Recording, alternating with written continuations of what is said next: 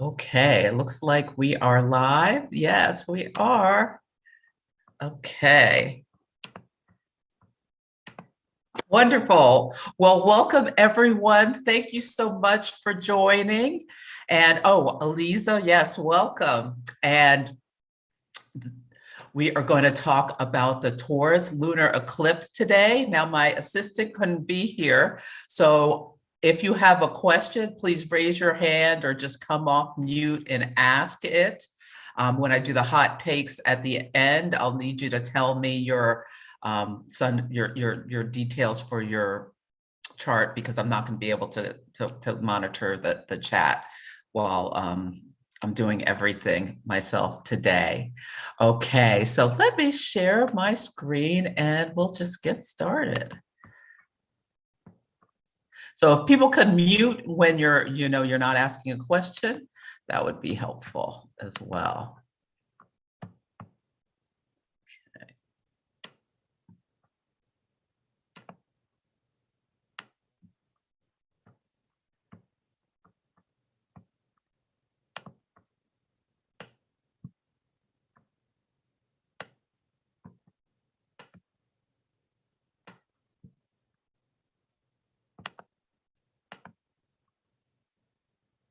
Okay, great. Well, I'm so excited about this. I've been thinking about this lunar eclipse for months, and it fascinates me. And I'm calling it dangerous beauty because of the feminine influence of this eclipse. So, for those who are new to me, I am Celeste Brooks, and I'm an astrologer, coach, and intuitive. I'm a Taurus sun, Aries moon, and a Cancer rising. I love to read. I have Mars and Venus in Gemini. I've had my nose in a book my whole life. And yeah, I'm a Yelp elite. I'm a foodie. And I have 5 planets in the 11th house and love dogs, especially flat-faced ones. So my background is I have my degree in biology and my MBA, and I spent over 20 years at Fortune 500 companies doing sales, marketing, and business development for life science companies, medical device companies, and yeah, and I retired in May to become a full-time astrologer. So living the dream as part of the Great Resignation and answered the call of the Saturn-Uranus square. And I've taken 2 programs with both Deborah Silverman and Rebecca Gordon, and I'm currently studying horary astrology with the School of Traditional Astrology. So this quote I just absolutely love. R.H. Sin it's really interesting. Follow him on Instagram if you're on there. He has some wonderful quotes, and I love his Instagram wall. So he said, the most dangerous woman of all is the one who refuses to rely on your sword to save her because she carries her own. And this is just so perfect for this eclipse, as I will get to.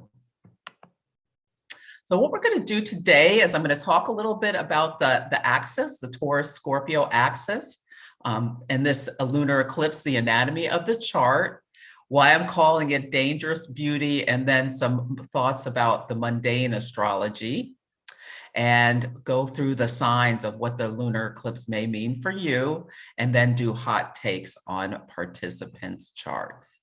So we're going to go about 90 minutes. I typically go a little over, so I'll do as much as I can, but I do need to conserve energy. But I will try to talk concisely about things so I can spend more time on your charts. So the Scorpio and Taurus axis is the axis of pleasure, power, and resources. So when we have an eclipse, the sun and the moon are as far apart as they can be, and they're always in signs that oppose each other, but have something in common about their nature. So the sun, which represents our identity, our life force, our essence, is in Scorpio. And some archetypes you can think of with Scorpio is the phoenix or the shadow. It's really about going way beneath the surface into that fixed water energy. It's co-ruled by Pluto and Mars, and there's a real subconscious nature actually to the Scorpio sign. And I really think of it with, the phoenix who, transmutes through pain sometimes, but rises from the ashes to move on to another day.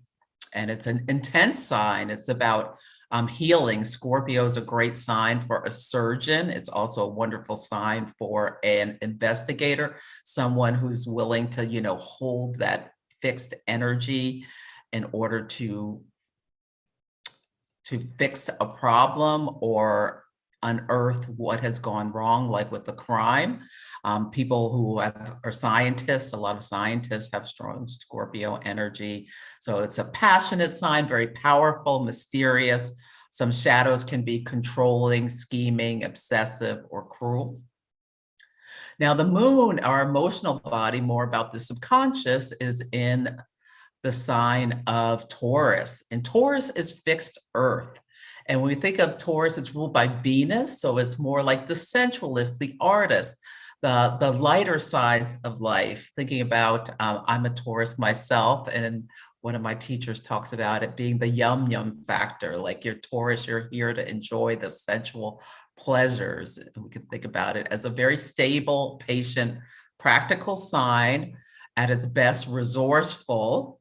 Tauruses can be very stubborn and averse to change. So we're all having like a really unique experience with Uranus being in our sign, and pushing us to make changes and awaken. And Taurus on the shadow sides can be so risk adverse as to stay in situations that are really unhealthy or unhelpful, being too materialistic. Venus also rules money, so focus too much on the material things in life or luxury things and things like that. Very stubborn or overindulgent and lazy can be a real shadow of Taurus. So we have the monthly moon cycles where we start with the new moon and move as the light grows to the full moon, and then the moon loses her light and starts anew in a new sign the following month. But I really like and encourage you to follow these larger cycles of 27 months. And there's an astrologer, her name is Dietrich Pessin, and she discovered in her work that there is approximately around the same degree activated every 9 months. And really, you can see these stories follow this same pattern of the monthly moon cycles, but on this larger 27.5-month cycle. So the new moon related to this cycle was actually in Gemini back in May of 2020. It was actually about 4 days before the George Floyd murder. So you can think about, what was going on in your life around that time regarding the collective. I think this is it's so symbolic that these moons started in Gemini, where the North Node was. And now we have this moon in Taurus, where the North Node is going early next year. And so think about what was going on in your life about then. And then the first quarter moon, 9 months later, the sun was in Pisces and the moon was in Gemini. And this is when we had, in mundane astrology, it was 2 days after the first Saturn-Uranus square. And Texas had that huge power outage, which gave us, an indication about how it brought to the forefront about how infrastructure is failing in the United States with this. And look at where we are now. The Congress just passed an infrastructure bill around a week or so ago. So when you're looking at these dates, you can look around a week or two ahead of the date and after the date and see what's going on in your life. I encourage you, if you journal, to separate your journal by the moon phases, because you will see how these stories start to emerge And you can look back 9 months before and where you are now, and often will see something going on, especially if your chart is being triggered by having these degrees near a planet or an angle like your ascendant or descendant or midheaven, or something like your north node.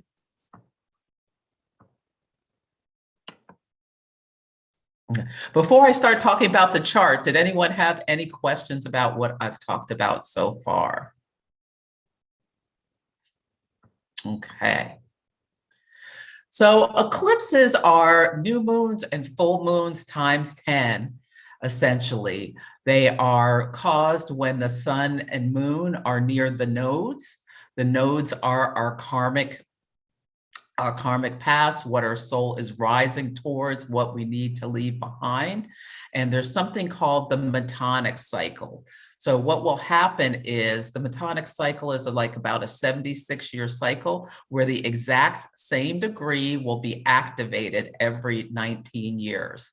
So this is the second eclipse in this metonic cycle. So back in November 20th of 2002, there was an eclipse at 27 Taurus.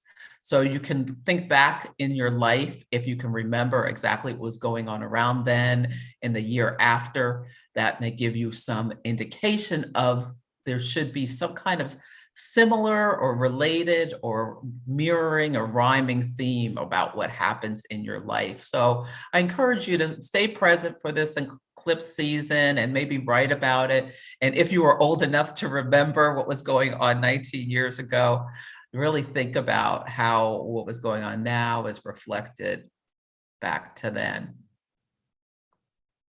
So one of the things I'm so, is so focused on this eclipse is it's the first eclipse on the Taurus Scorpio axis. So the nodes are currently still, the north node still in Gemini, and the south node is in Sagittarius. Now the nodes move in reverse retrograde motion. So we will go from 1 to 0 to 29 of Taurus for the north node.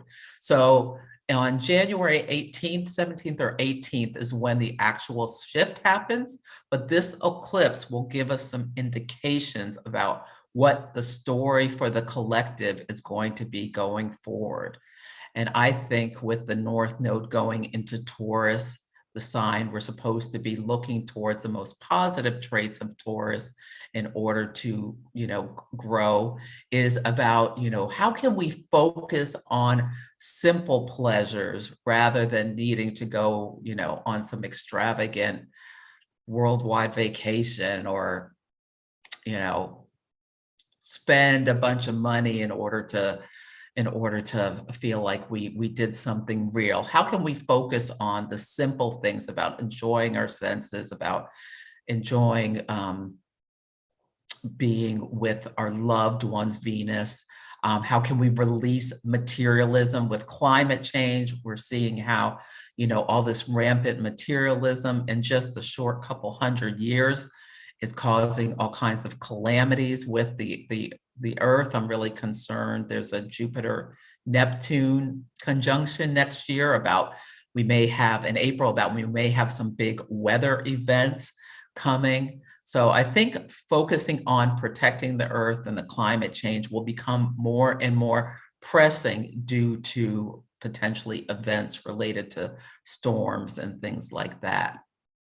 I think public safety will be, something that we're really focused on with the South Node moving into Scorpio, which rules crime, that we may see more and more about people, concerned about staying safe, but having to find new sources of self-esteem. How do we release, especially in the United States, like this, keeping up with the Joneses or being flashy or, flaunting wealth? How can we find new sources of self-esteem and value and new sources of security in this ever-changing world as we build back from this pandemic and difficult time?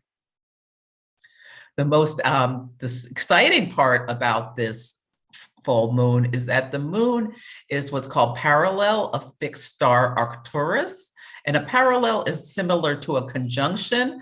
You can go out at night and see Venus has been, depending on where you are, you can see Venus, but you can definitely see Saturn and Uranus in the sky. And when you look, they look like they're at different levels. That's what a parallel is. When things are at the same level, they would be parallel. Like one, you can see one looks maybe higher in the sky. That's called declination.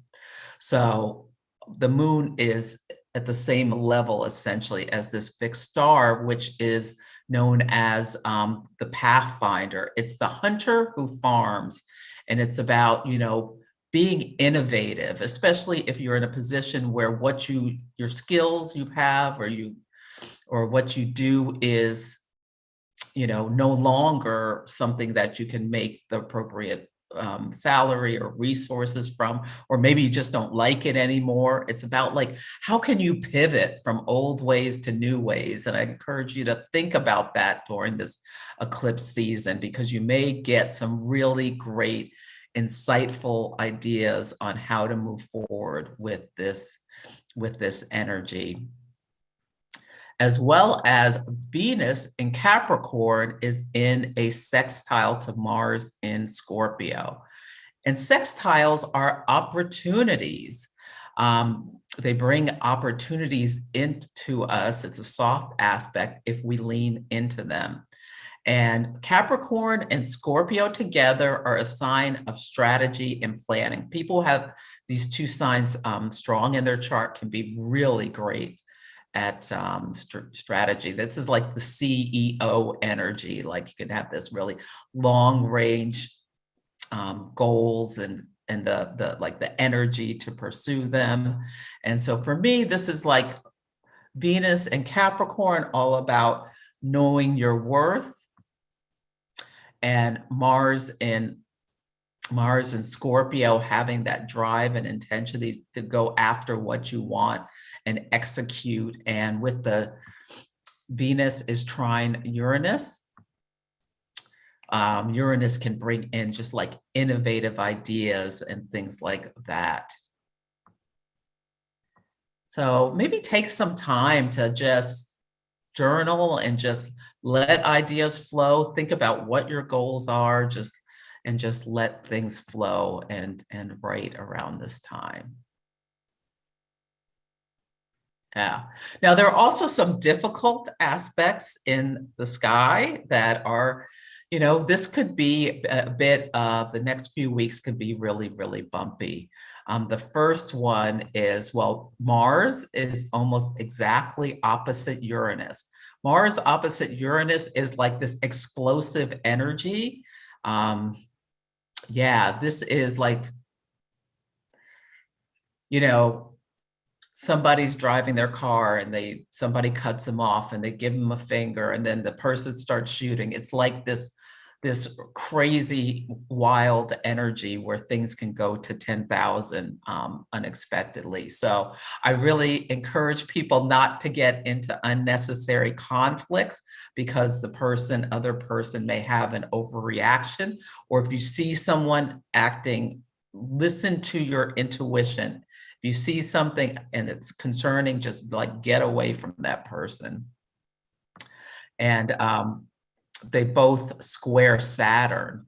So this is really even more in like things where like there's sudden cruelty could happen. But squares are also activating, and this fixed tree squares are activating. So it could also help you get through a breakthrough. Like you could feel all this resistance melt away and you have some kind of breakthrough and you can move forward. So hopefully use these things positively. But when we have a T square, there's a release in the opposite sign. So a release in Leo, to me, it's like people potentially, acting more dramatic for effect. So just be aware, be the observer, and see how you see these things come out in the collective and in the people around you, or even yourself over the next couple of weeks. I think Thanksgiving was really a time to really prepare yourself and Yeah. And yeah, not get into it with your family members unless absolutely necessary. But we will hear some probably Thanksgiving's gone wrong stories. There's also a fixed T-square of the sun and the moon, or squaring Jupiter. So Jupiter just makes everything bigger. Jupiter is the cosmic Santa Claus. It can just amplify things.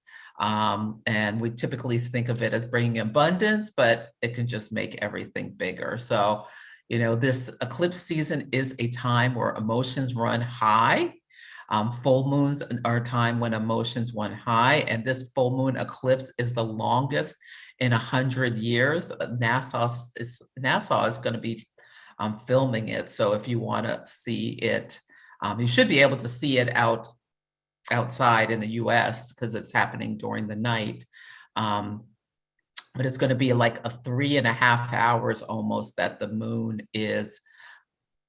earth is obscuring the moon. It'll give the moon a blood red color. So if you are up during the time, I suggest to go look at the moon. It may be, it'll be pretty beautiful.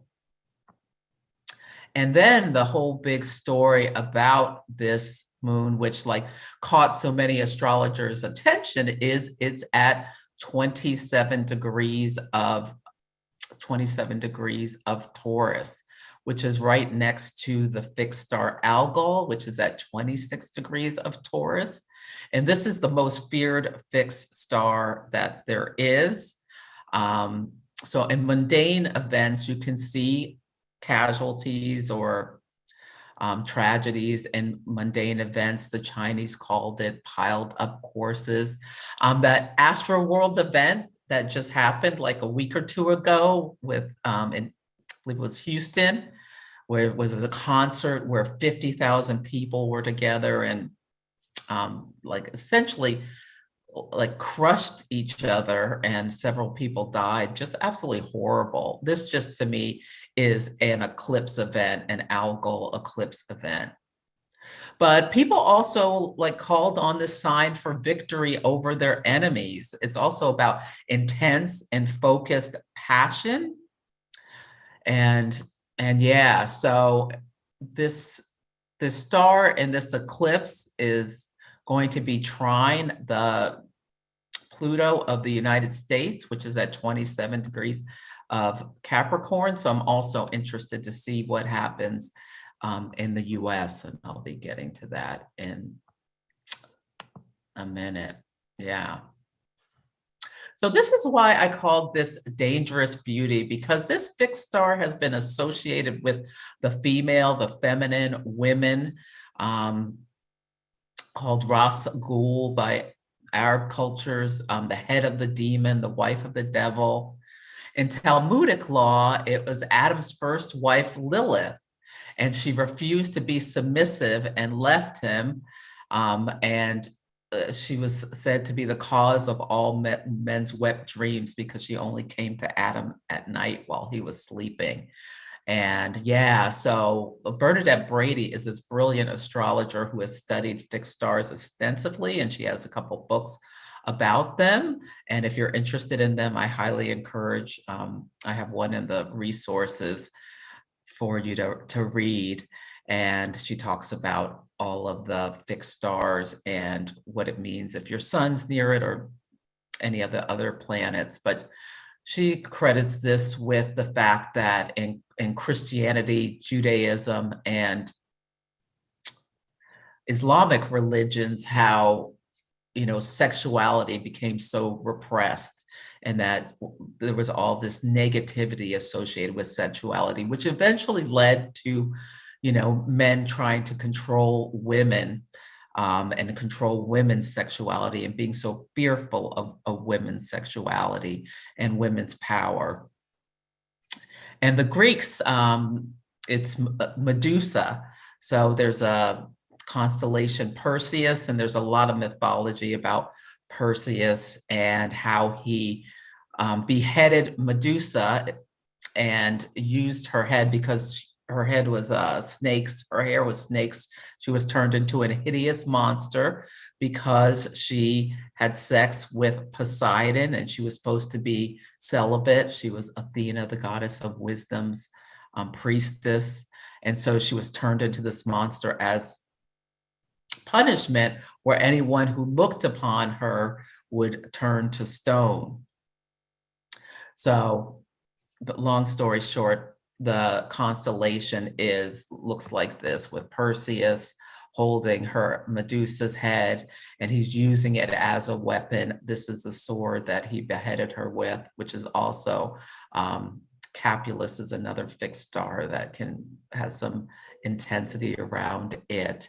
And so Algol is often called the beheading star. So you can see, and it'll be quite figurative, things in culture maybe coming up about people being figuratively beheaded. Like I talked about this morning, how there's this senator, not senator, excuse me, a congressman, Paul Gosar, this horrible man who had a video created by his staff which shows him beheading Alexandria Ocasio-Cortez, another congressperson who he really disagrees with and doesn't like her policies, which is fine. But, you know, showing him murdering this woman in anime is made the news last week. And I think that's very related to this upcoming eclipse with Algol and this sort of thing. So really watch and see how, look for women in power, fear around them, and things like that. I love how Britney Spears is finally free of her conservatorship. It's like she has broken free from this or used the power for herself. And yeah, I think we'll see other stories this week. But just think about how this is immense female passion and power. It's strong, it's not evil. Some people who have this in their chart can really be crusaders for the less powerful. And yeah, that is the mythology. And I'll put in the email that goes out a link to an article that goes deeper into the mythology of this fixed star and this. But it's just fascinating how people all over the world who never met each other or communicated with each other thousands of years ago gave the same symbology to certain stars like Algol. And for this one, it's always this, it was feared by all.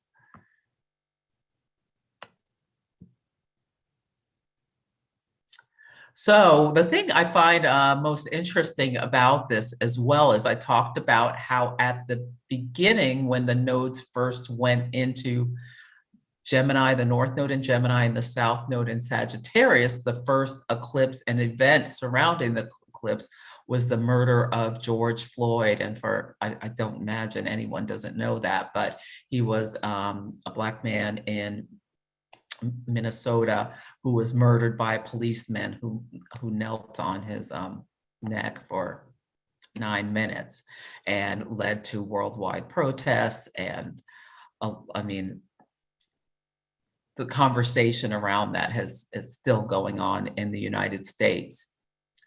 Well, that's the alpha. And now that we're getting close to the omega towards the end, we're having 2 murder trials that are also very racially charged.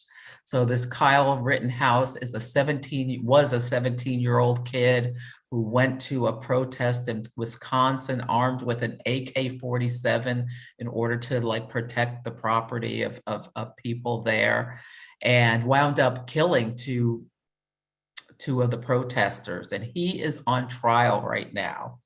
And yeah, it really brings up the shadow side of Sagittarius, which is vigilantism. Sagittarius rules like law and the police, but also lawlessness and vigilantism. And, he's become a hero for certain people, but I mean, he murdered 2 people in cold blood. So it's really awful. And I am concerned that he may be acquitted because, well, number one, there is talk about how one of the guys he killed had a gun and pointed it at him. And someone testified on the stand, I think a guy he shot who lived, about this, that he did have a gun with him as well. I mean, it's the Wild West in certain parts of the US. It's unbelievable that people can just carry machine guns on the streets. But anyway, Venus in the sky is on Kyle Rittenhouse's sun. And Venus is considered a benefic. So she brings sweetness. Sometimes good things happen when she transits our planets. And the sun in the sky is on his natal chart, Venus. So he's got these two Venusian aspects that are very interesting, as well as Saturn, which is about, in the sky, about authority and having consequences and what have you, is on his Neptune. Now, I don't know his houses because we don't know his time, but to me, I wonder, is this like Neptune dissolves? Is there a dissolving of consequences for his actions? We shall see. I also think it's very interesting, and not sure yet what it is, but Chiron is also on his Ceres, and Ceres is a chart, speaks to motherhood and children and things like that. And Ceres in the sky is on his North Node. And Ceres in Aries, I would say he's a child murderer, but I don't, not that he murdered children, but he was a child when he committed murder. So I don't know. I think it's interesting that those two are being triggered. And also Mercury on his Mars in Scorpio, news about how he killed people will be will be public around eclipse time. And the other case that was racially charged is this Ahmaud Arbery. And this was racially charged. He killed two white men, but they were Black Lives Matter protester. And Ahmaud Arbery is a Black man who was jogging in a neighborhood. These two men thought he had stolen things from construction sites and ran him down in their truck and killed him, shot him. Like they chased him and shot him to death. It's just this horrible case. They almost got away with it, but people brought attention to it. So you can see the sun is right near his Pluto. And in his natal chart, he has a Mercury-Pluto opposition. His Mercury is right on Algol. So it's being activated. So this to me, again, says news about this, about his murder is going to make news. And yeah, my concern is, what if one or both of the murderers are acquitted, or there's some unexpected news about George Floyd's murderer, and with all this intensity, if you know, it led to protests that turned into riots that turned really bloody or something. So hopefully none of that is going to happen. Hopefully this is just about and you can see Pluto on Neptune. Again, the concern, the murderers are dissolved from consequences. I don't know. We'll see. This case seems very cut and dry. This one, there are some circumstances that could lead to him getting a lesser punishment or acquittal, and tensions are high right now. So hopefully justice will be done. Yeah. Oh, does anybody have any questions before I move on about the charts or about anything I've presented so far? Feel free to come off mute and ask. Yes, for the eclipse time on the 19th, what time, from what time to what time? So the eclipse is at, oh, I didn't put it here. I believe it's 1:27 a.m. on Pacific time. I have it here. So it's in the middle of the night in the US, but you can Google where can I see the eclipse? And I know it's published. I think in California, it's like from about 10 at night till like 2 or 3 in the morning. You can see that red glow on the moon. Apologies, I don't have the exact time here. I usually put it on. It's okay. Maybe when you come on one of your podcasts, or not your podcast, you know what I mean. When you come on Instagram, maybe this week you can say it if you don't know it right now. Yeah, okay, I found it. It is in California, it's 12:57 a.m. is the time, exact time of the eclipse. So thank you. Middle of the night, but you can see it before. You can see that, the Earth moving into the shadow. But yeah, I'll look it up and talk about it tomorrow on my Monday morning Instagram. Any other questions?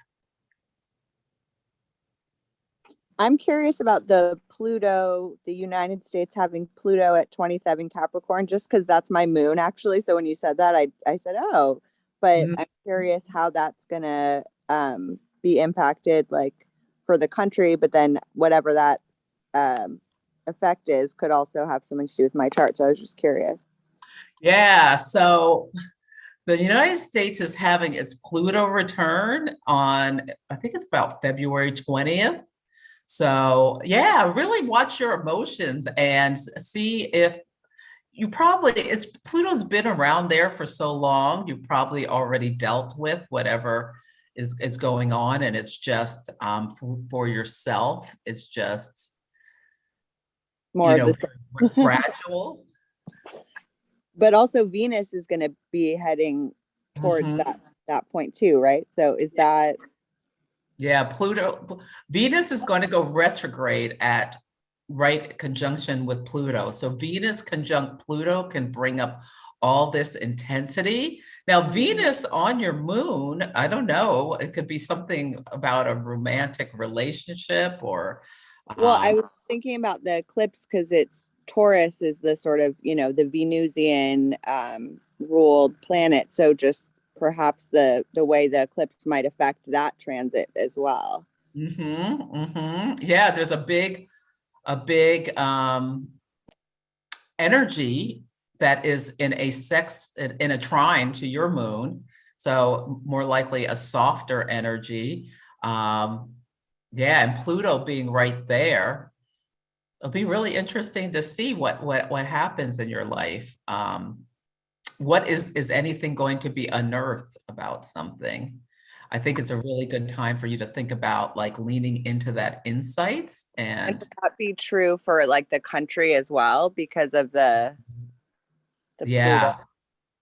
Yeah, the country has been going through and is going through this Pluto return. So there's a lot of intensity, and especially with the South Node moving in to Scorpio, I think we can see like how things have just been evolving, where there's just like so much division. I'm very concerned about the United States.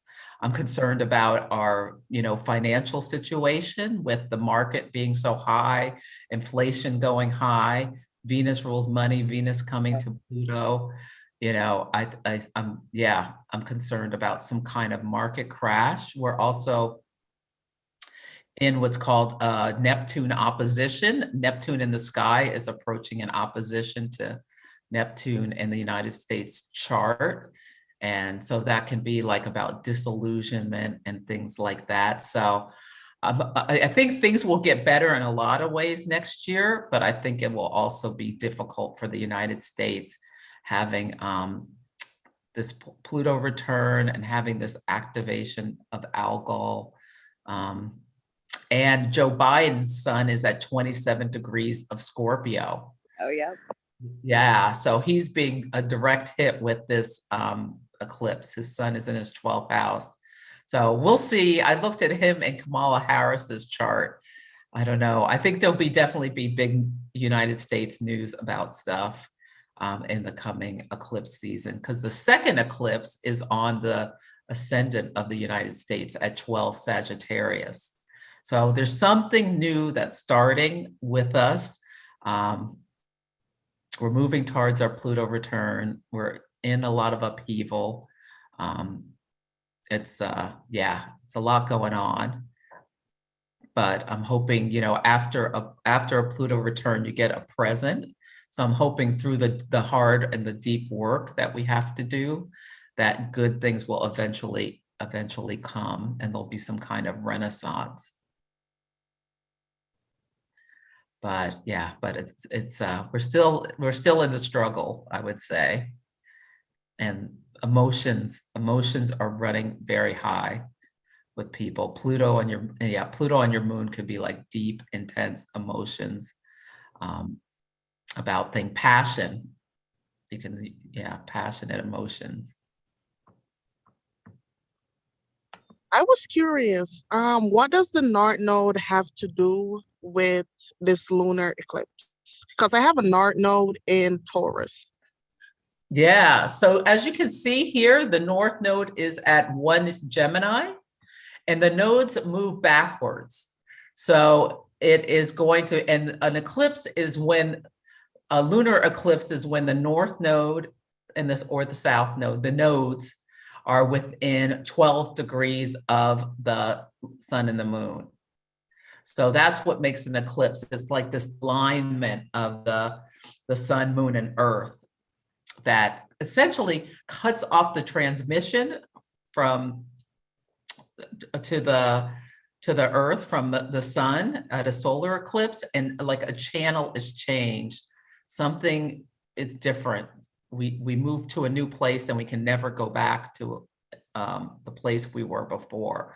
So on January 18th, approximately, the North Node is going to be at 29 degrees of Taurus. So at some point, depending on the degree of your North Node, you'll have what's called a nodal return. And that's where the North Node comes back to the place it was at the moment of your birth. And the North Node is a place of increase. So often, like, good things will come with the North Node return, but it depends on your whole chart, basically. But think about how you can grow over this next year and a half with the node going into Taurus. That's an exciting thing, to have the node coming back to where it was when you were born.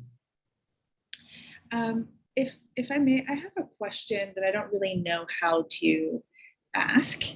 But from everything that I'm hearing and seeing with Pluto, right, from various different folks like yourself who are talking about it, it almost seems like, and that along with so many people who have passed away this year, like thinking just about like celebrities, right? Whereas like usually it was like 1 or 2 a year, and it was like, oh my gosh, I can't believe they passed away. Now it's like, you don't even really notice it. And these are like really famous people, right? Mm-hmm. It almost feels like this is like a year where a lot of people are going to pass away. Well, around eclipse seasons in general, a lot of people pass away. And the whole, the coronavirus, most astrologers talk about the Saturn-Pluto conjunction at 22 degrees of Capricorn.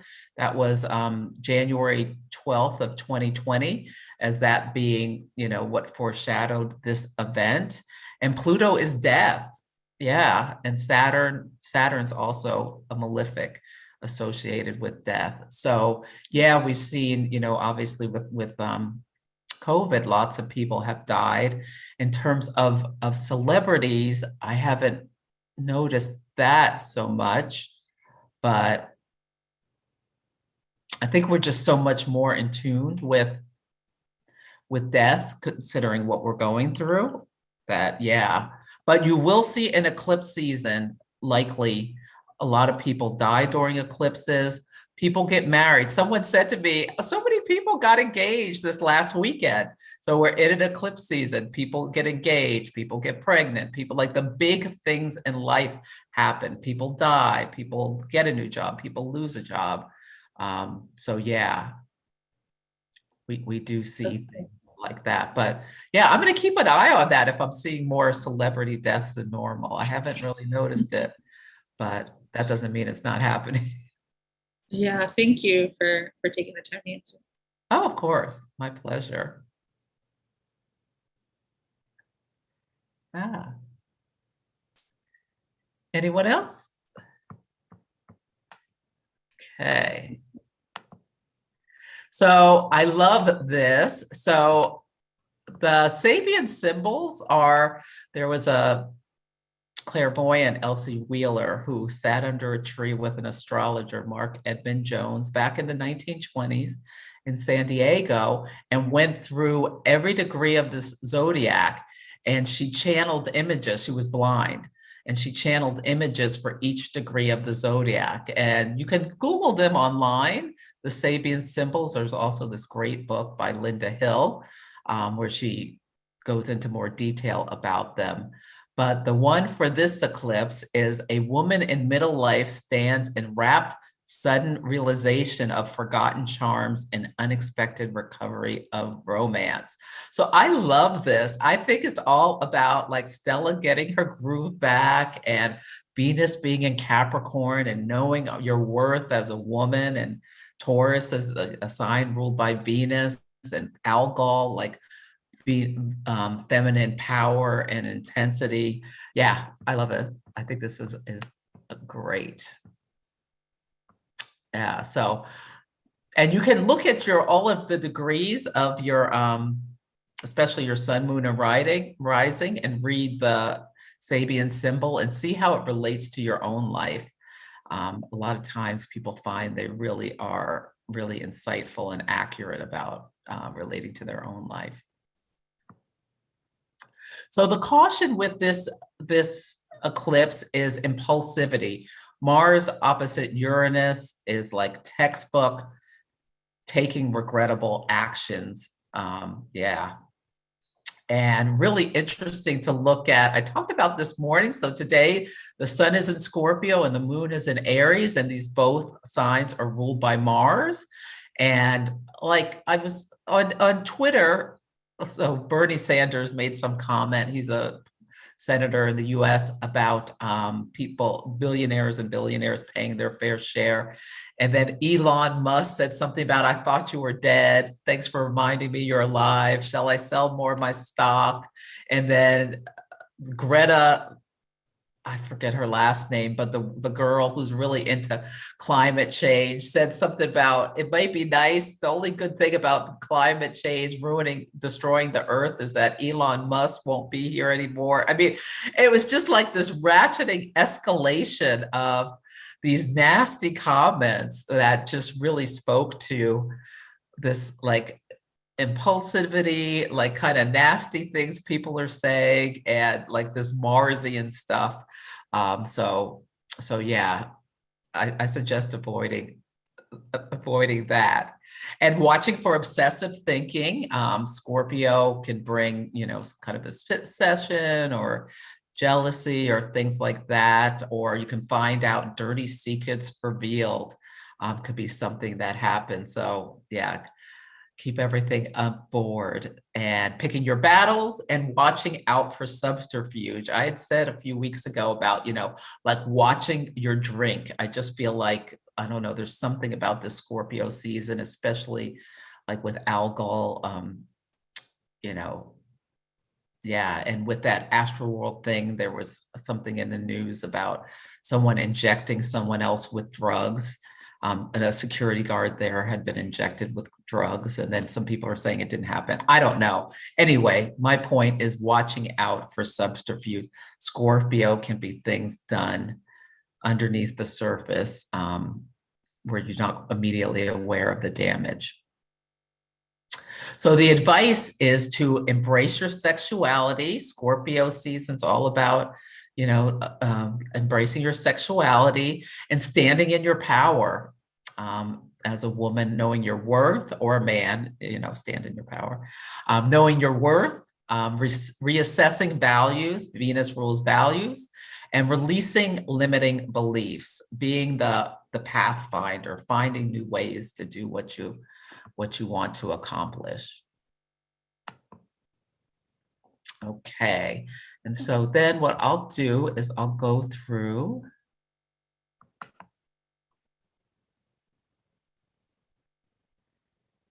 each of the signs. So tell me if you can't see the chart. Okay, so I'd like to listen for your sun and your rising sign. So if you are an Aries sun or rising, and with an eclipse or a full moon, it's always on an axis. So this is on the axis of your second and eighth house. So the sun will be shining on, shared resources, intimacy, investments, things like that. And the moon is in your second house of personal resources. And so with eclipses or full moons, it's often about release and thinking about how you can burn off old stories. So think about what self-limiting beliefs, especially the second house rules our esteem. It's about our own value. So how can you let go of any things about your own personal value that hold you back from really being in your power, or partnering with powerful people, or building your wealth, things like that, or things to think about. Okay. Now, if you're a Taurus, the sun is shining in the seventh house of your partner, and the moon is in your first house of the self and the identity. So again, Tauruses, especially with Uranus in our sign, are called to, release things about our identity that have been holding us back on our evolution. It's a great time to, think about how you're going to shine brighter, how you're going to release things to help you shine brighter. And think about what you want to do when the North Node goes into your sign, how you want to grow your brand, how you want to, Courtney, did you have a question? It looks like you raised. Yeah, I just had a quick question. When we're doing these activations, are you assuming also that everybody's first house is at Aries? Because I'm just curious too on that part. Like I see we're using, whole sign for the houses, but can you just speak to that to help my clarification? Yeah, so I'm looking at this with just whole sign houses, but you can look on your chart and see where 27 degrees is. So it might, if it's in a different house, like just listen for the houses then, if you know where it is. But okay. When you're looking at your rising sign, when you're looking at the chart. But with the sun sign, we can just use the whole houses. So whatever sign your sun is in, you can just look at like the house. Okay, thanks for clarifying. Oh, my pleasure. Hope that made sense to everyone, because some people who are Tauruses, 27 degrees could be in their second house, not their first house. But yes, if you know your chart, look for where it is on your chart. Okay. So for Geminis, this eclipse is shining a light on your house of health, daily life, and habits.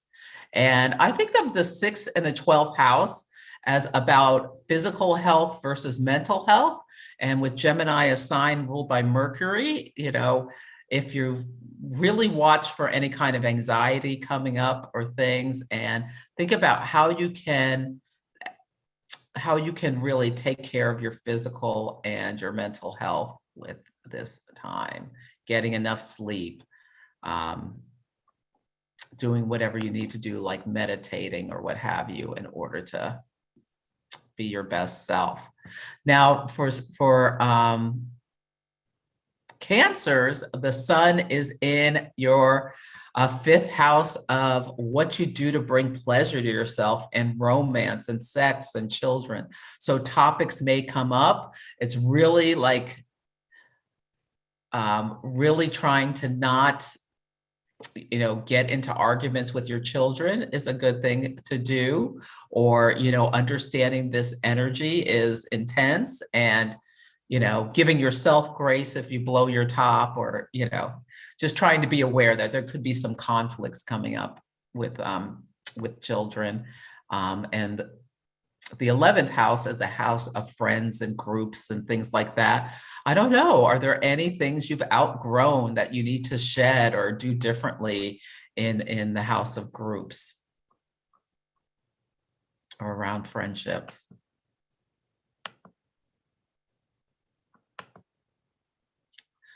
For Leos, this is, and the sun is shining in the house of the family and the foundations and the home and the most private self. And the moon is in the house of career and status and public reputation. So think about, how you need to maybe shed things at work or whatever to give yourself better work-life balance. And yeah, about making sure your values known. Are you happy with your job? Do you want to maybe think about applying to something else? Now is a great time. So many people are making changes, getting more money, getting more responsibility, or what have you. Yeah, what changes do you want to make? What do you want to make at home? Do you want to move? Good time for like ancestry stuff. And with eclipses, oftentimes fated events will come in, or events will just unexpectedly happen in these areas. So just be present for what happens. And it can be really small things, or they can be like life-changing things, depending on, your chart. And if you're a Virgo, it's about sun in the house of siblings, and with the moon in the house of the 9th house of like higher education, wisdom, foreign travel, things like that. It can be about, sometimes things can be as simple as your sibling goes on a foreign trip somewhere. Yeah, but see if there are any things about your siblings, your community. It's great to think about how are you networking in order to achieve any 9th house goals, which could include like things like publishing or things like that. And, what do you need to release around that topic? For Libras, the sun is shining on your house of your personal finances. So opposite what we said with Aries, it's the opposite. So think about how your job, do you want to go for a new job or something like that? And when the nodes move into these houses, you may see things coming up over the next year and a half as well. So this is kind of just the first part of this longer evolution. And do you want to let anything go around shared resources, or things around intimacy may come up for you, Libra?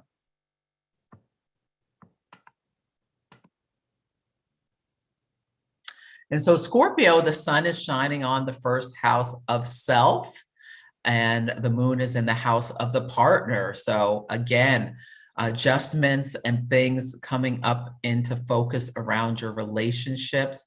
What do you need to let go of versus, what do you want to, how do you want to rebrand yourself? Maybe some things that you start thinking about, or changes that happen. Whenever there's an eclipse in your first house or your 6th house, you really want to make sure to take extra care of your health. I should say that. So Taurus and Scorpios, as well as I think Geminis and Sag, if anything comes up, go straight to the doctor. So for Sag, the sun is shining on your 12th house. So this is the house I said of like mental health, and the moon is in the 6th house of your physical health, daily life. You may be some more behind the scenes things going on with you, but it's a good thing to take care, especially we're going into Sagittarius season. Be cautious not to party too hardy. Might be something you want to think about, like getting enough rest to go into Sag season. And for Capricorn, the sun is in your 11th house of hopes and dreams and groups and friendships and things like that. So a spotlight on, how are you presenting yourself out in these things, and your power. Think about Scorpio in these groups and stuff. And the moon being in the 5th house, how are you going to release things around that are holding you back or any way from, finding joy and pleasure in life and creating. So Aquarius, the sun in your 10th house of career and the moon in your 4th house of family. So what do you need to let go of or release in order to, have better relationships with your family? It's something you can think about. And what do you want to do with your career? You've got Saturn in your sign. Yeah, you're going to separate from something at some point with this Saturn-Uranus square. So, and finally, Pisces in the 9th house of the higher mind, travel, learning. Do you want to bring in new skills in order to, grow yourself? You may decide to start a new class or something like that, and think about what, releasing around your local neighborhood, your siblings, things like that. So just be present that these are some of the themes that may come up, and that you can, Oh, I didn't mean to stop sharing that. Yeah, things may come up around those things. Okay,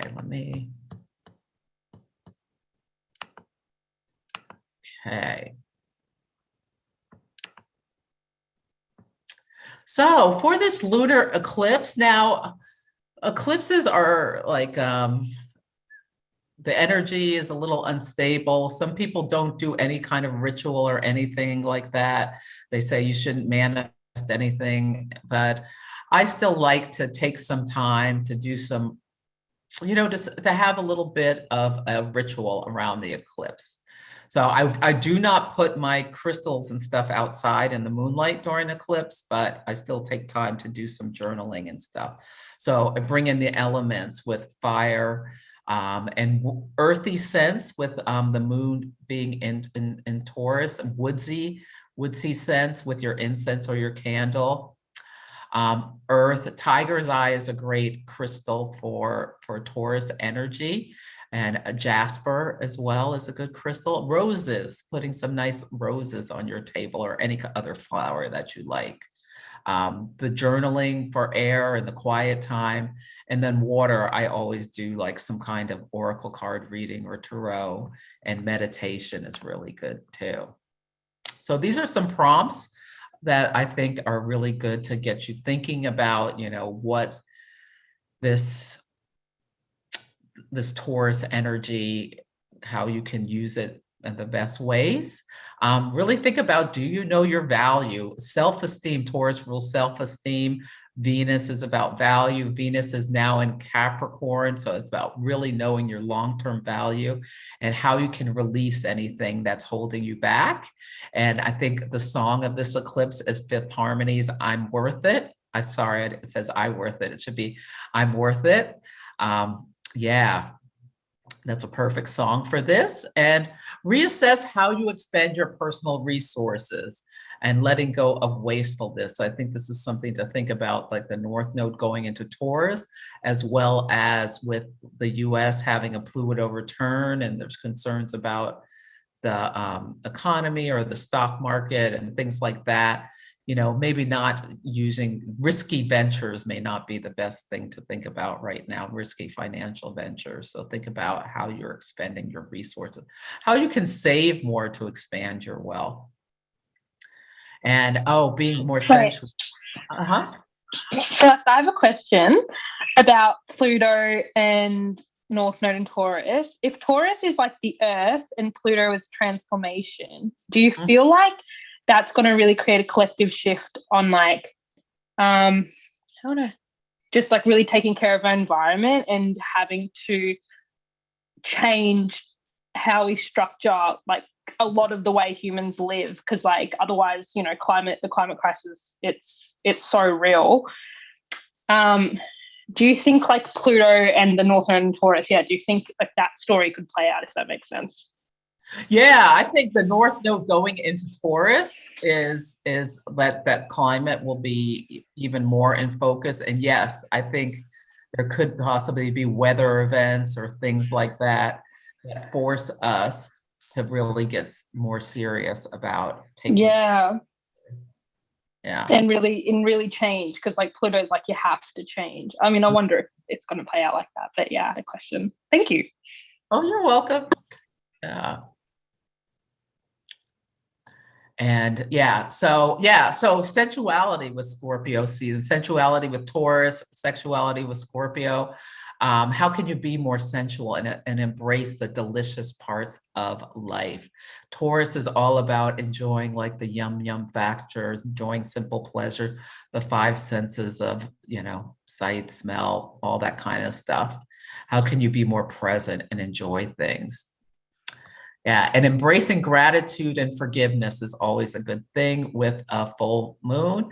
And I love the idea to write a love letter to yourself. Yeah, or someone else. You could write it to someone else if you don't want to write it to yourself. These are some resources, as I mentioned, the Sabian Symbol book, as well as Star and Planet Combinations by Bernadette Brady. Those are both really, really good books. All of these are. And if I do personal readings, coaching, and events. So you can go to my website, astrologybyceleste.com, if you'd like to sign up for any of those. I'm going to send with the email some suggestions for gift ideas for the holiday season. And if you want to get on the wait list, Moon Mastery is coming back in early next year. So that's a 6-week course to learn about astrology and using the moon in order to drive your goals forward.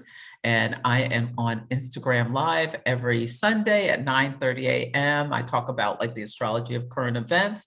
And I also do Monday at 11 a.m. where I talk about, I pull cards, oracle cards for each of the signs and talk about the astrology of the week. So that is the presentation. Great. Any other questions before we? I had one question about, you had touched on a bit Venus going into Capricorn and it'll be retrograde. And I was wondering if you had anything to say, and maybe I missed it, to folks who have a Venus ruled chart. So if they're a Taurus or a Libra rising, if it affects them in any way in particular. Yeah, so if Venus rules your chart, the movements of Venus are even more important. So where is your Capricorn house? Where is this retrograde happening? I think you may see some things come up around that. I mean, Venus tends to bring sweetness. We also have, the Venus conjunction with Pluto, so there could be a little bit of intensity as well. And really, it's really knowing your value and worth in that area of your life is something to really think about. And there may be, events related to Venus that happened. Yeah. Thank you. Yeah. So that kind of girl, so nice to see your face. Did you have a question?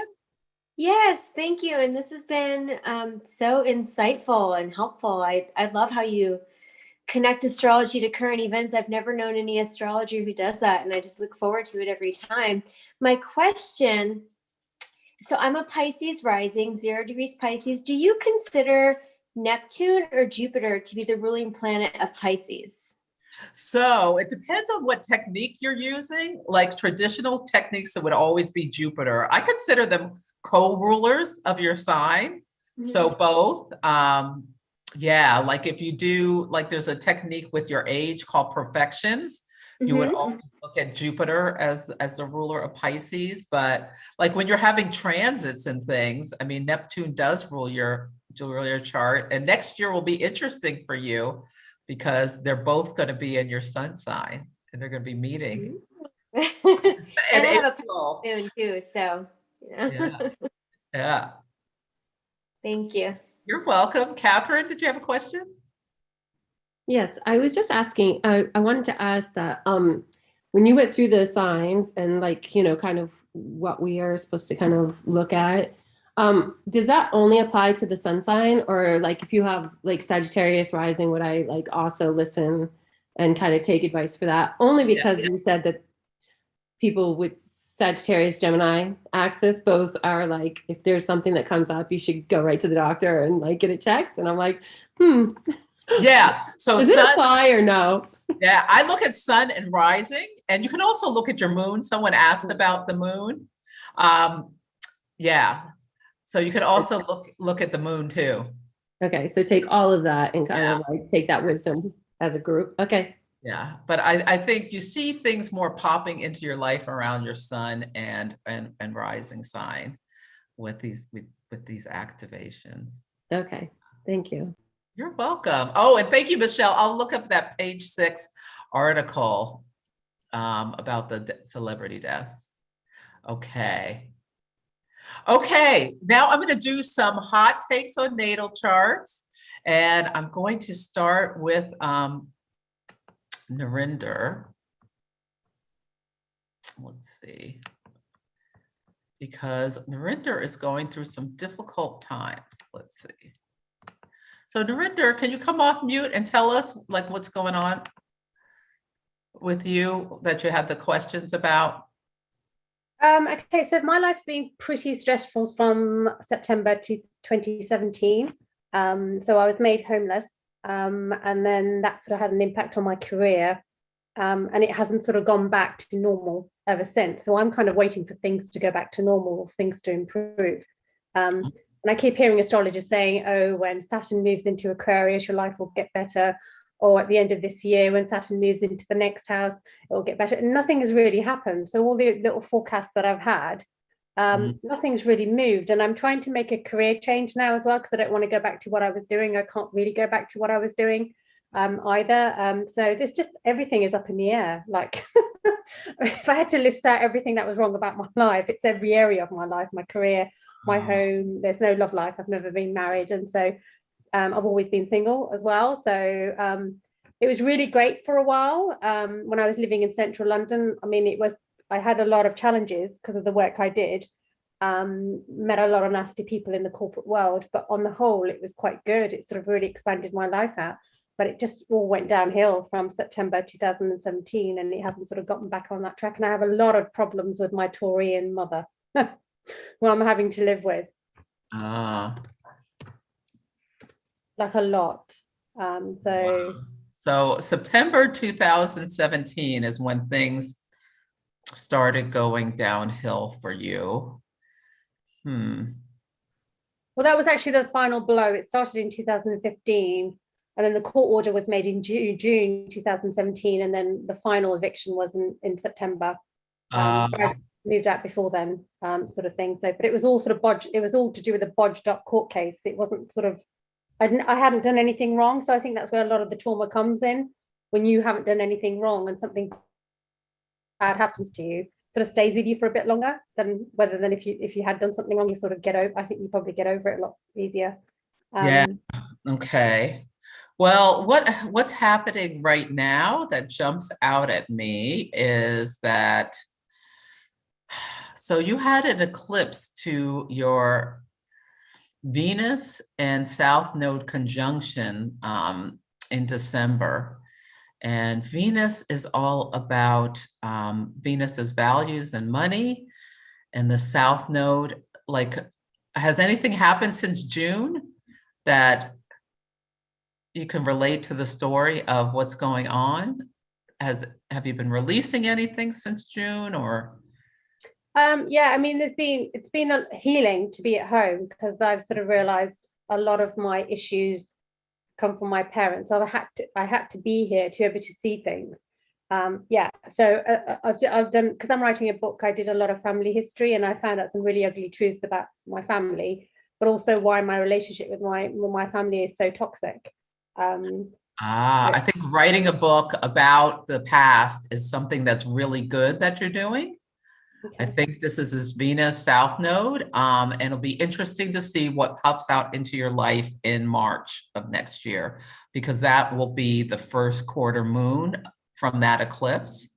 So if you can kind of look about that. Now you are having a Jupiter return happening next year. So that could be very positive. That's going to be around that same time as that first quarter moon, because Jupiter is moving into Pisces in your 10th house. And that can often bring positive things into your life.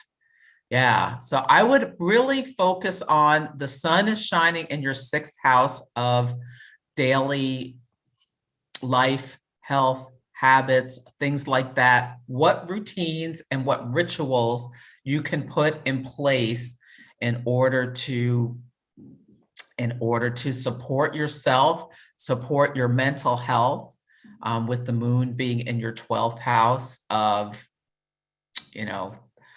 secrets, like you're writing a book about your family secrets. I mean, it's so, yeah, it's so on target for what is going on. And yeah, I wouldn't be surprised. A lot of times when Saturn gets to the top of your chart, it can bring out, people can have a success. It can go either way, but a lot of times people, when Saturn, if you're working hard on something, when Saturn gets to the 10th house cusp, the midheaven, you can have some kind of success. And that's going to be probably around the end of next year or soon after. Oh, here. Oh, it's going to be April. So yeah, really focus on like, what can you do, what routines and what rituals can you do to support yourself, to look for a new job, to really secure your housing. This March, around March 14th, could be a positive time for you. You've got Jupiter. Is there anything, because my chart apparently is ruled by Mercury. I always find that the Mercury retrograde doesn't always affect me, and I wonder if that's because I'm 28 degrees Gemini, and maybe it's because of the degree that it doesn't always. Sometimes it really does. The last retrograde really affected me weeks beforehand, but a lot of the other times, other than my computer messing up a bit, nothing major really happens. So I wonder what that really means, and if it means if degrees has something to do with it, and if it also helps me to write better at certain times, because at the moment I'm having a bit of a block. I can't get the story out. Oh, well, you have Mercury retrograde natally. And so when people have Mercury retrograde natally, some astrologers feel like they aren't as affected by Mercury. I didn't know that. Yeah. Yeah. I personally have Mercury retrograde natally, and this last 2 Mercury retrogrades affected me, but maybe that's the case for you. So yeah, I would focus on, just trying to move past your blocks, or finding ways to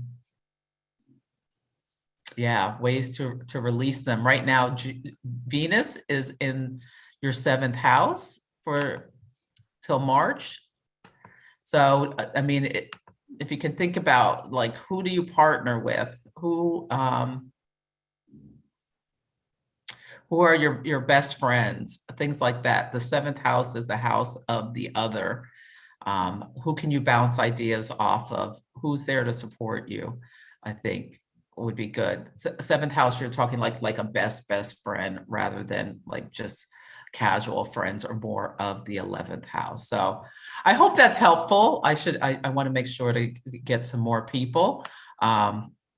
But I wanted to make sure to try to give you some insight. So I hope that gives you some things to think about your routines and rituals. Yeah. Okay, so someone resigned from their job. I want to look at that. Okay. Let's see. Who said that they resigned from? I'm looking. Can you just come off mute, whoever resigned? That was me, Celeste, Michelle, Celestial. Oh, okay. Great. So you said I'm already in your system in this. It should be, yeah, because you've done a hot take before. Okay, let me look you up.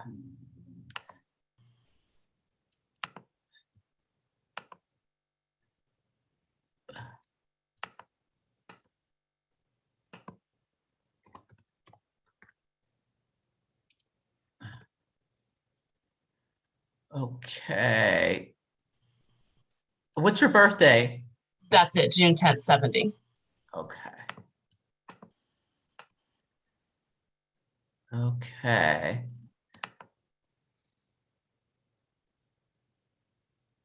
Let's try a little first. Where's your... Oh, you are in what's called, so Michelle, oh, Yes. Look at this. You're having Moon conjunct Venus right now in your 5th house. So that's like, see what sweetness happens this month. Yeah, but you are in a period of release. It's what's called the progressed balsamic phase, where you're like releasing things in order to start a new cycle. And the progressed moon moves a degree a month. So you may find there's a lot of releasing of things, of letting things go between now and 8 + 9. There's going to be a lot of releasing going on for you for the next year, potentially. Okay. And so you resigned from a job, you just had it? No, there was about a year of some investigations, and I didn't like what the school district was going to do, so I opted to resign. Okay. Yeah. Okay. Well, you had that eclipse in June, was a direct hit to your sun. And so this is the 4th house of the most private self, your foundation. If you felt, work is opposite the 4th house, the 10th house. So you felt like you needed to, to release in order to move on from that. And right now, your Taurus house, so this eclipse is going to be on your Mercury, in your 3rd house of networking and the community and that sort of thing. And the sun is going to be shining on your Neptune in the house of higher. What did you teach? I didn't teach. I worked in the offices. Oh, okay. Interesting.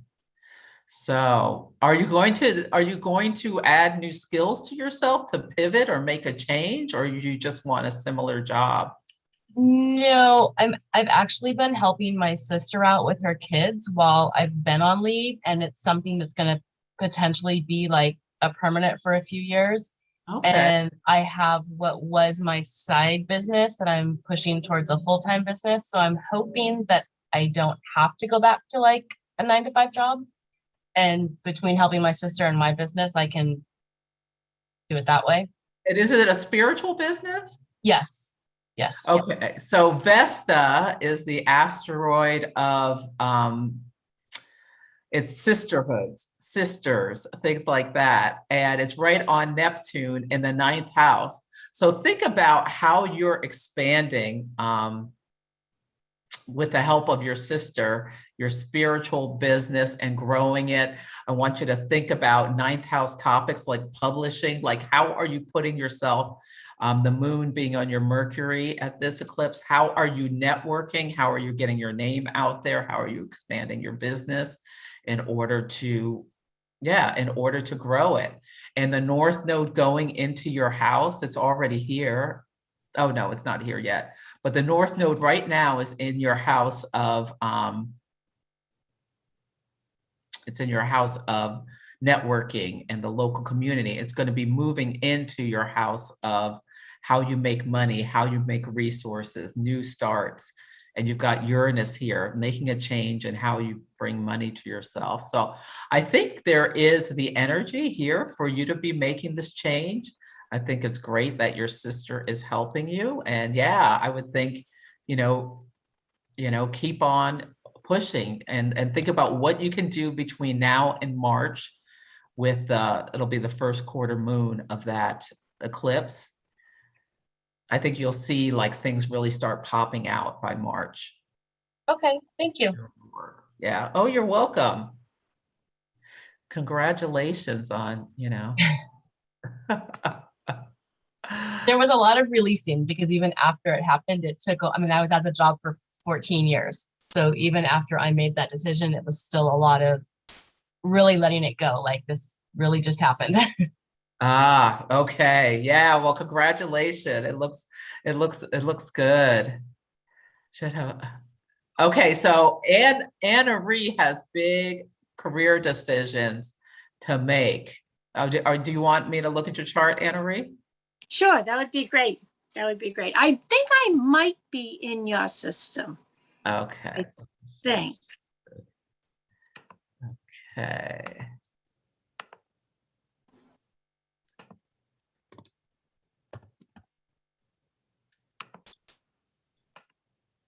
So either Anna Marie or Anne Marie. Let me see. Search. Anne Marie? Mm-hmm. Might have to just give it to me. Let's see. Yeah, why don't you just give it to me? Okay, it's December 5th, 1955. December 5th, 1955. At 1:32 p.m. Okay. in Quincy, Mass. How do you spell Quincy? Yeah, Quincy. Okay. Let's see. Okay, so you are a Sag sun and you're having an eclipse directly on your sun. A Virgo moon and Aries rising. Wow, let's see. And you had a solar eclipse to your south node in the house of how you make resources in June. Mm-hmm. So what happened in June? Did you leave a job or? Well, I mean, I completed this past June is when it actually on the eclipse is when I was doing my level 3. Oh, okay, great. But yeah, so that occurred then. And I've got issues with my husband being with hospice. And it's been longer than it should be. And my take on it, of course, all that stuff in the 8th house is I'm hoping, it sounds awful, but I'm hoping it's soon because of the quality of life for him. But I need to financially kind of buckle up here and see, okay, what I got to get going with either the astrological readings, which I've started and has been, coming across really quite receptive with people, and then I have a health and wellness business. Okay. So it's like between those two, and of course, and I've got challenges I got 2 horses and I've got some crazy challenges with a pony. I mean, I had to laugh as you were talking about, the different things. I have a pony that's 20 years old who all of a sudden has decided he's going to start with stallion behavior and has uprooted the whole entire barn. Has this been really recent? Yes. Within the past, yes. So I laugh when you said that. Yeah, be careful because that Uranian, that Mars approaching in opposition to Uranus, just watch out so he doesn't kick anyone or something like that. Oh no, I mean I have the vet coming out Thursday. Okay. Because he was gelded when he was 6. we're talking 14 years of nothing and all of a sudden.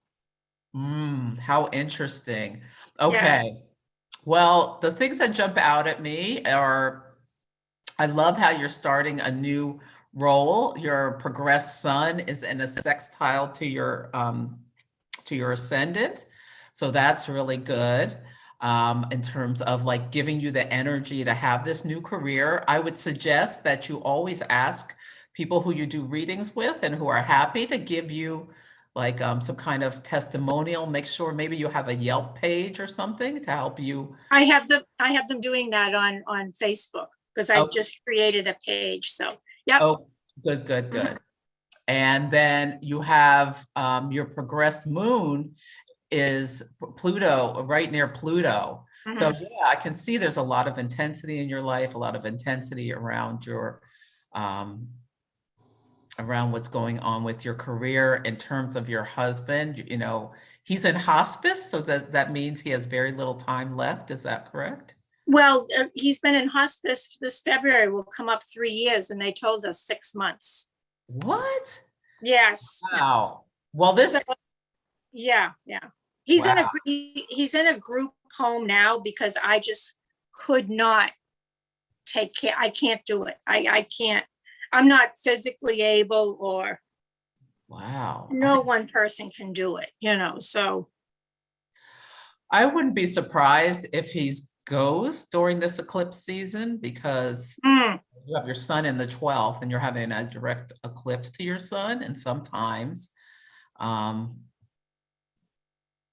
it would be a blessing. It would be a blessing if he would. You know, I watch, like with my chart, and I watch his chart, and I say, oh, well, maybe now. Oh, well, maybe now. And he comes right through it. I you know, so hopefully.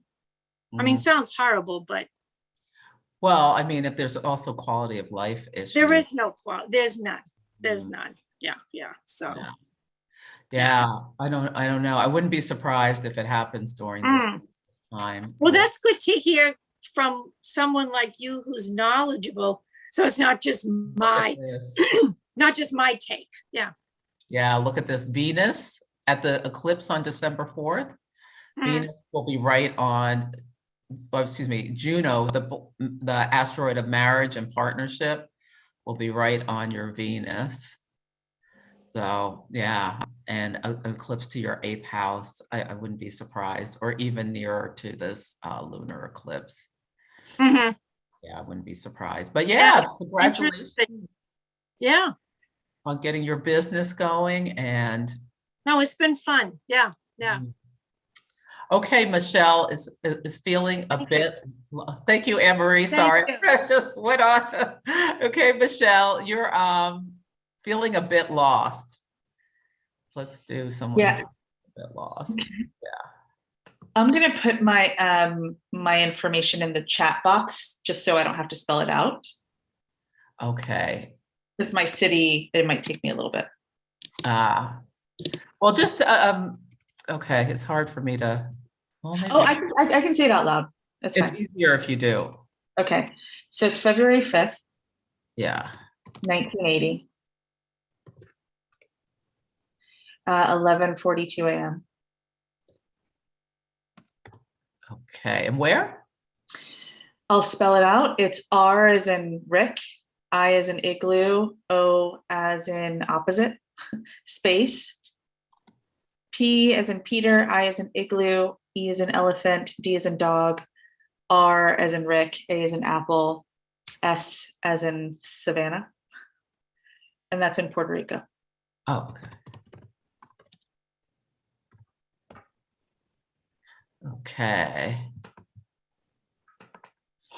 Okay, so you're an Aquarius sun, and you're a Libra moon and a Taurus rising. So the first thing I would say to you is Saturn is in the sign of your sun.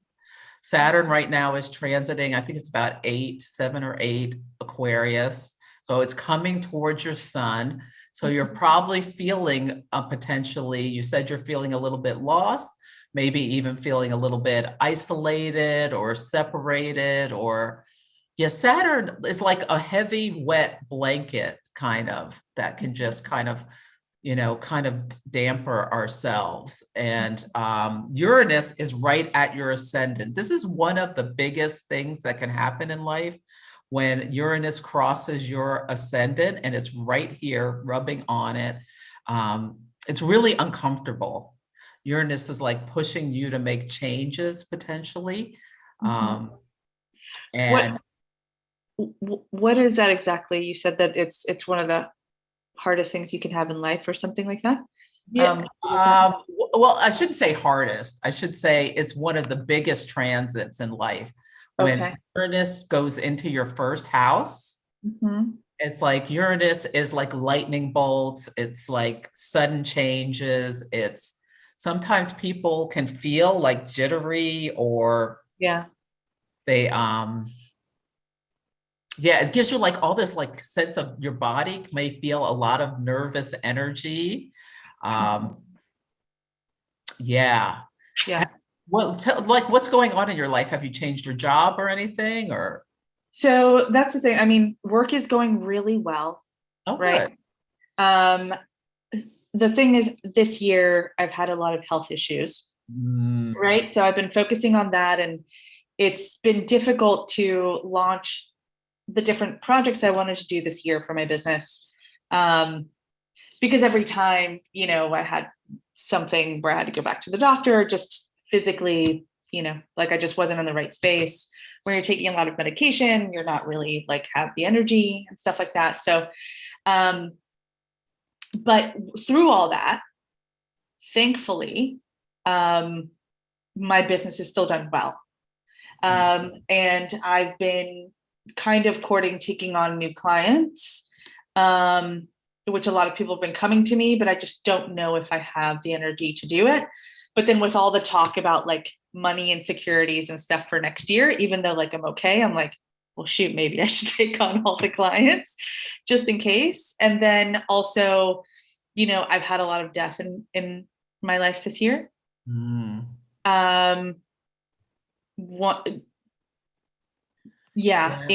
February, then in I think it was July, and now my grandmother is in hospice, who's like my mom, my best friend, and she has Alzheimer's, and a few weeks ago we thought it was fine, and now it seems like she might not make it to January. And so I'm at a place where like my home is great, money's fine, right? Just trying to make sure that next year is good. But health is like an inconvenience and something I've had to look at in a way that I've never had to before. And then with the stuff, with the death, it's really made me think like, what's important, right? Like I kind of feel like I don't have the same passion for my work, even though it's the thing I'm most passionate about. So you have this kind of like, what, like, is that really what life is about? I mean, I don't know. That's where I am. So do you have your own business? I do. Okay. Yeah, Saturn was recently at the top of your chart. Saturn and Jupiter met like right near the top of your chart last December, like starting this new cycle. You say work is going really well for you, but the concern is about your health, your ascendant, your first house with Uranus right here. I think it's really important for you to, I'm obviously not a doctor, but to really manage your energy. But you have Venus here, your progressed Venus.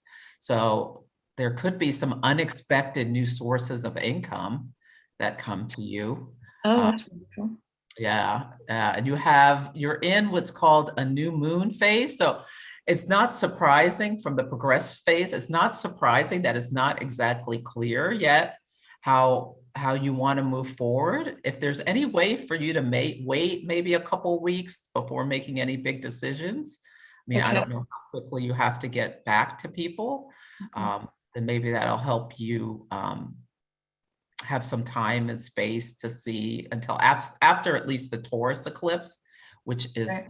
you may get some like big epiphanies. Uranus is, the sun is right on your Uranus here. Are you married? No, I'm not. I'm single. Oh, well, be ready to mingle. Oh, yeah. So a relationship sometimes come in with Uranus transits, and Okay. you're having the sun shine on your Uranus in the 7th house of partnership. So you may unexpectedly, hello, Venus, Uranus, meet someone. So yeah, just be open for what the universe is bringing you.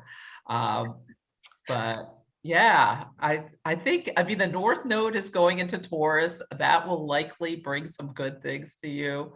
I think, yeah, really take care of your health. Hopefully it's just a temporary thing, symbolized by Uranus crossing your ascendant.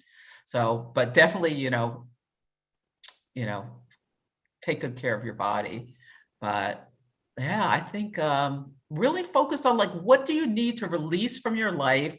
Pare it down, make it more simple in order to make it more manageable, is I think things that you should think about, and being open to, potentially positive things coming in from the universe. Yeah.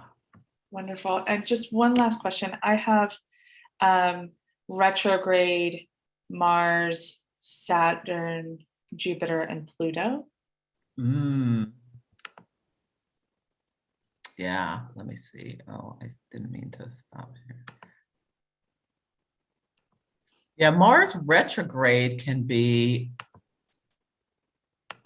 like, do you have a good relationship with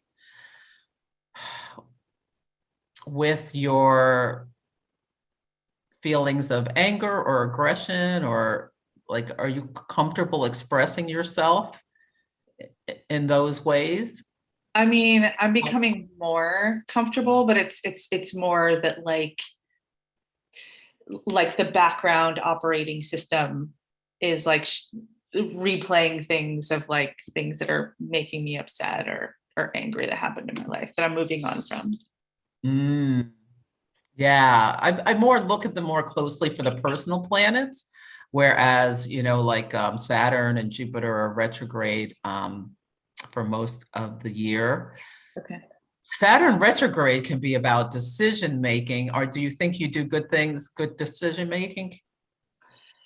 It takes me a long time to make a decision. I think that that's one of the things like I've been working on the last few years, and that's why it takes me longer to make decisions now, because I really want to make good ones and fewer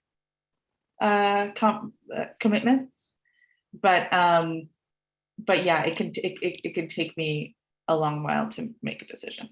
Yeah, that Virgo stellium is like, how can you release perfectionism in order to give yourself life more simplicity?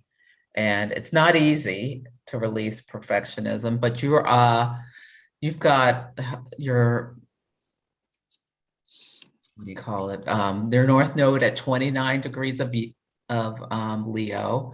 So you're here to shine your light out in the world, but think about how you can release concern about what other people are thinking that leads to this perfectionism, and bring more simplicity and embracing the positives of Taurus to help your life, help you stay more grounded, help you stay more embodied. I think are good things for you to think about.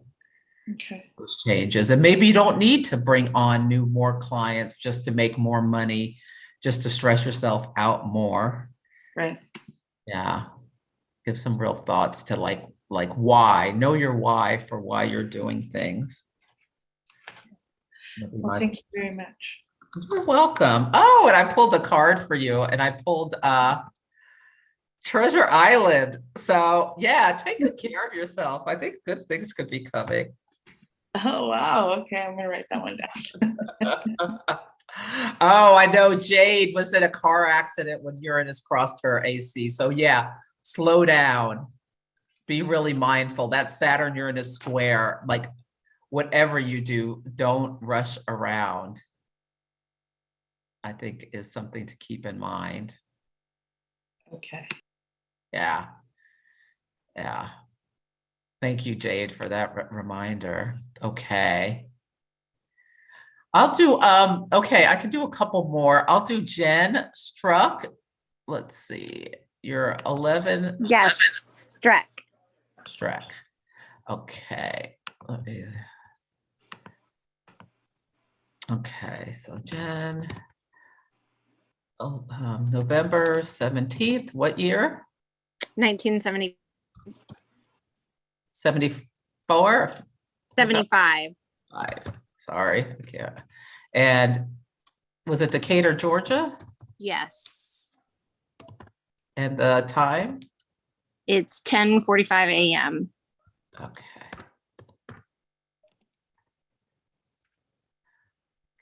Okay. Let's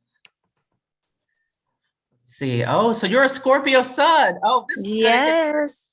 good. Oh, you've got this whole Scorpio stellium. How have you been doing with Mars and like how have the last couple of weeks been for you? I'm crazy.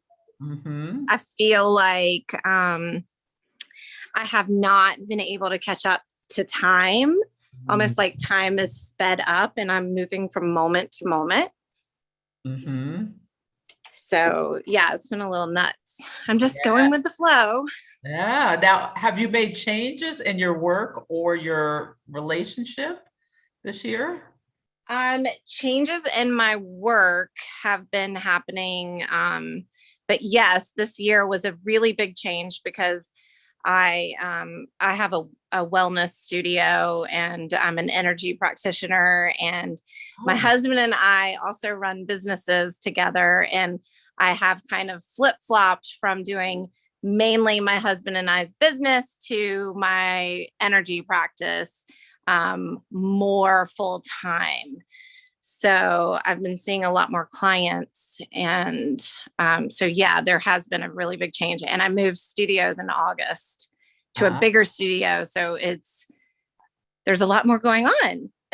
Yeah. So you have the Saturn Uranus square in your natal chart. You have Saturn square Uranus from the 7th and the 10th. So that's like releasing stuff with your husband's business. And doing more around your work, and you're an energy practitioner. You take care of people emotionally as well as their physical bodies for your job. That totally makes sense. And yeah. And let's see. Do you have a sister? I have 2 sisters. Do you get along well? They're really far apart in age and me, and totally opposite. So, it's not that we don't get along. We're just not super close. Okay. So interesting. This last year, your progressed sun, and progressions are about like, can be about like the progressions are more about what's going on internally within us, what leads to what happens outside in our lives. And your progressed sun just crossed into your first house. So you're probably moving from behind the scenes over the last year. Yeah, and like things are going to be more about you. There also was a new moon, new progressed moon. So like there's like new starts coming for you in terms of your business as well, which is, I feel that.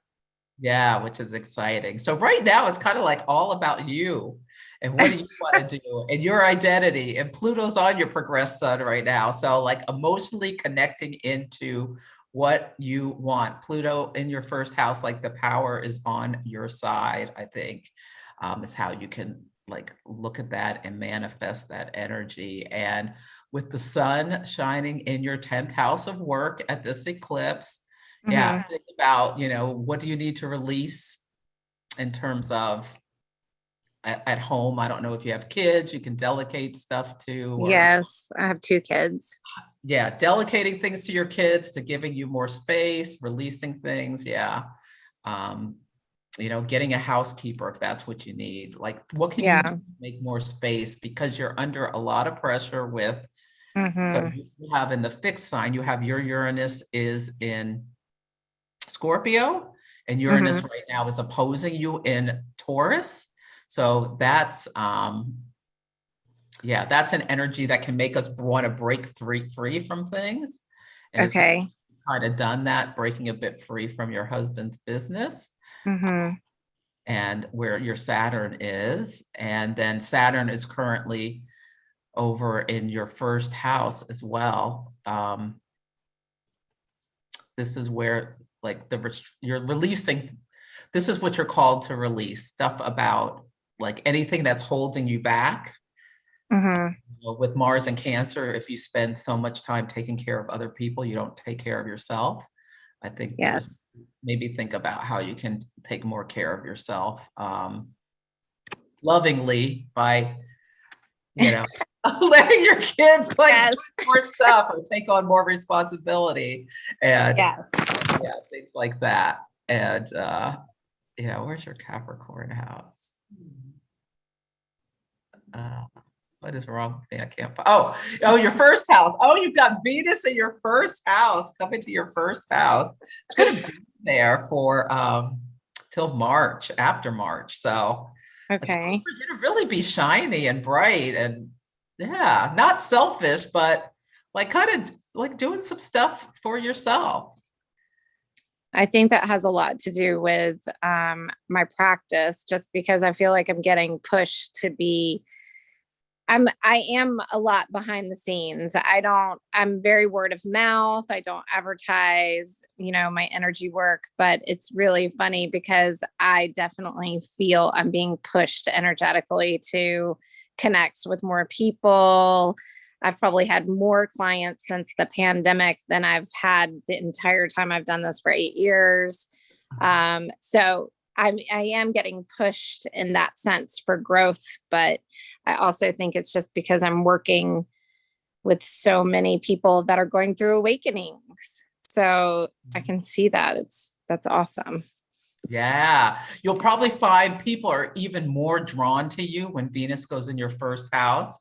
You really may have so many people wanting your services that, I don't know, you may have to hire someone, a virtual assistant or a real assistant or. That is so crazy. You just said that because someone just told me 2 days ago, hey, have you ever heard of a virtual assistant? I think you need one.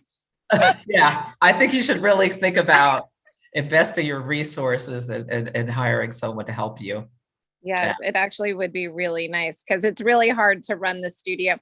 The studio is kind of a community place where I rent space for practitioners to come in. And so, the community comes in and kind of has one place to look at kind of all spiritual growth, like everything to do with all of this. Right. And so you can kind of go to whatever class reaches your own path. And so running that and then also running my energetic practice, is like 2 separate jobs. Yeah. So it is making me very busy. Okay. Wow. Okay. Well, I think you should do it. I think you should. Okay. Well, you've 2 people have told you. I know. Seriously. Okay. So I want to do, Ashley's going to ask for, a raise next week. So let's look at Ashley. Are you still here? Thank you so much for your help. You're welcome, Jen. So sweet. My pleasure. Ashley, are you still here? I'm here. Thank you for doing my chart. Oh, you're welcome. Okay. I'm sorry, I forgot already. What was your birth date? It's July 5th, 1990. And that time? 5:33 a.m. in Riverside, California. Okay. Let's see. Ooh, so let's see. Your sun, Cancer, sun on Sirius. So your sun is on the fixed star Sirius, which is the shining one.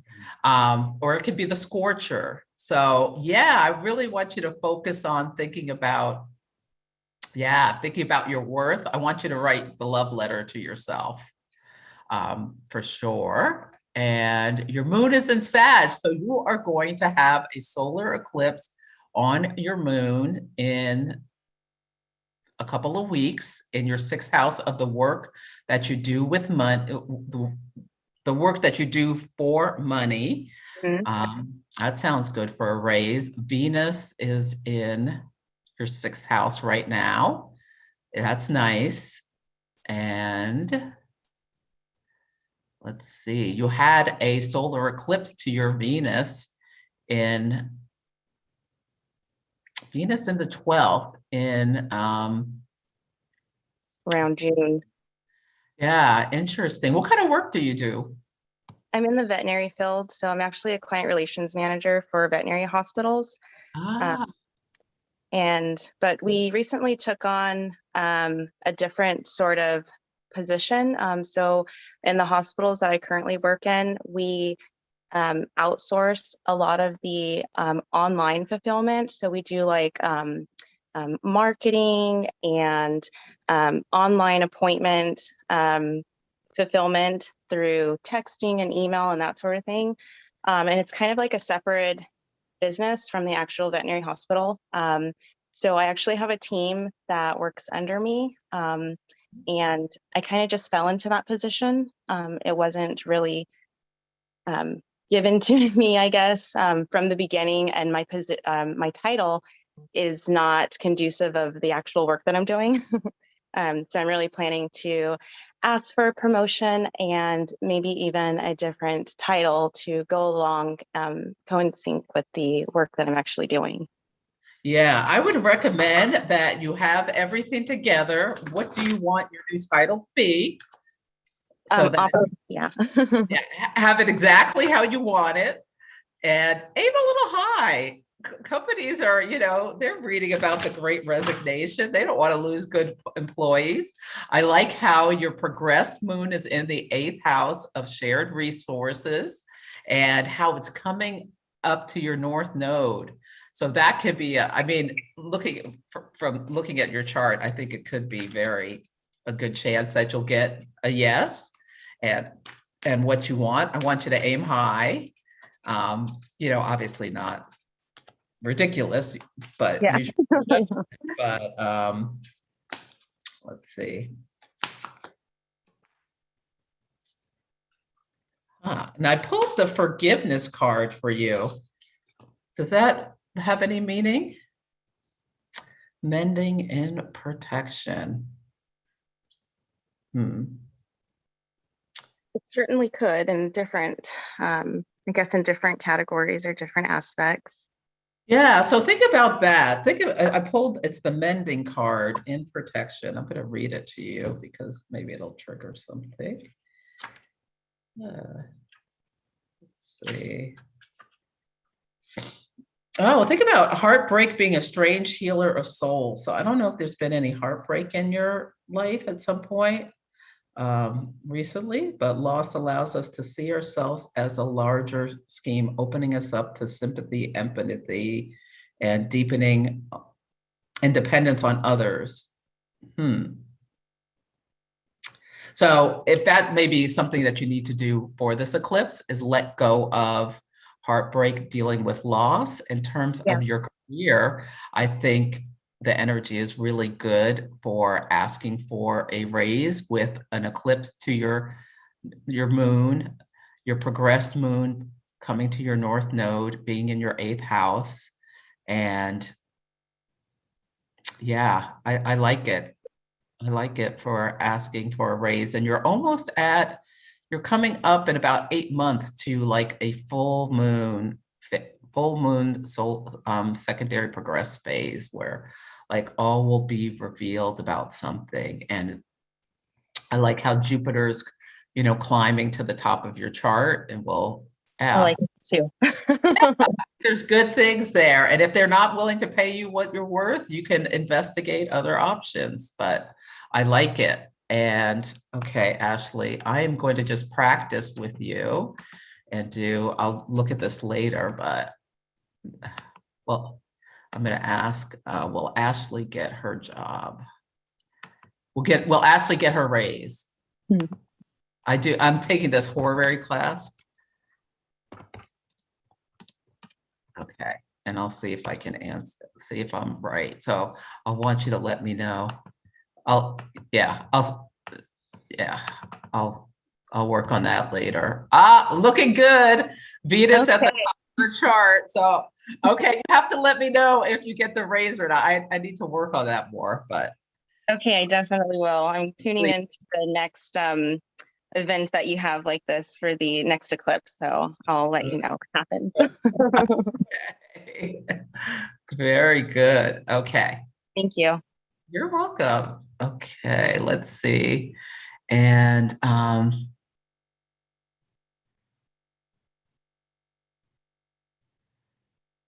okay, let me just do Brianna, are you still here? Yes, I am. Okay, so you're having problems with your family. So let me try to help you with this. Have I done you before? No, you haven't. It's my first time. Okay, Brianna. What is your birth date? June 5th, 1995. Okay. 8:45 p.m. And what time? What place? Manhasset, M-A-N as in Nancy, H-A-S-S-E-T, and that's in New York. Okay.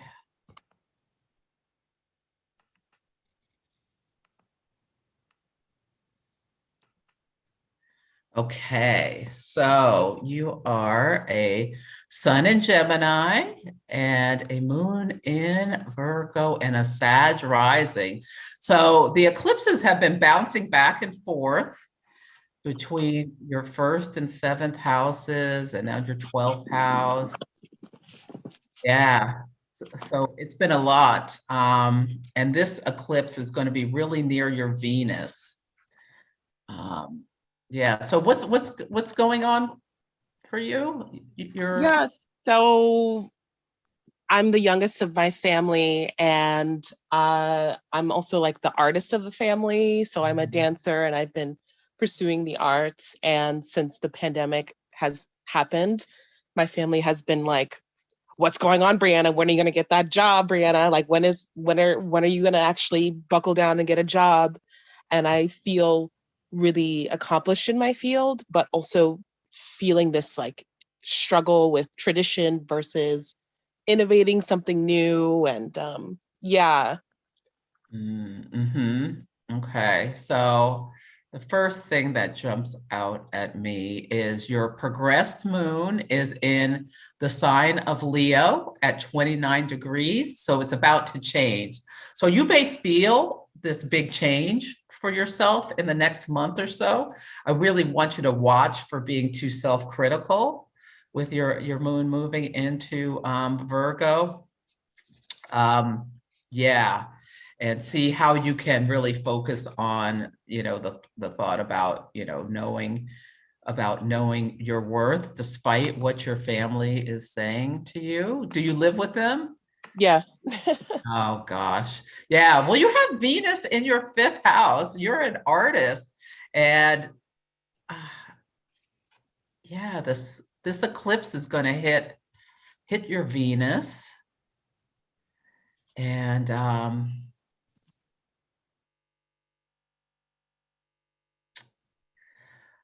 yeah, there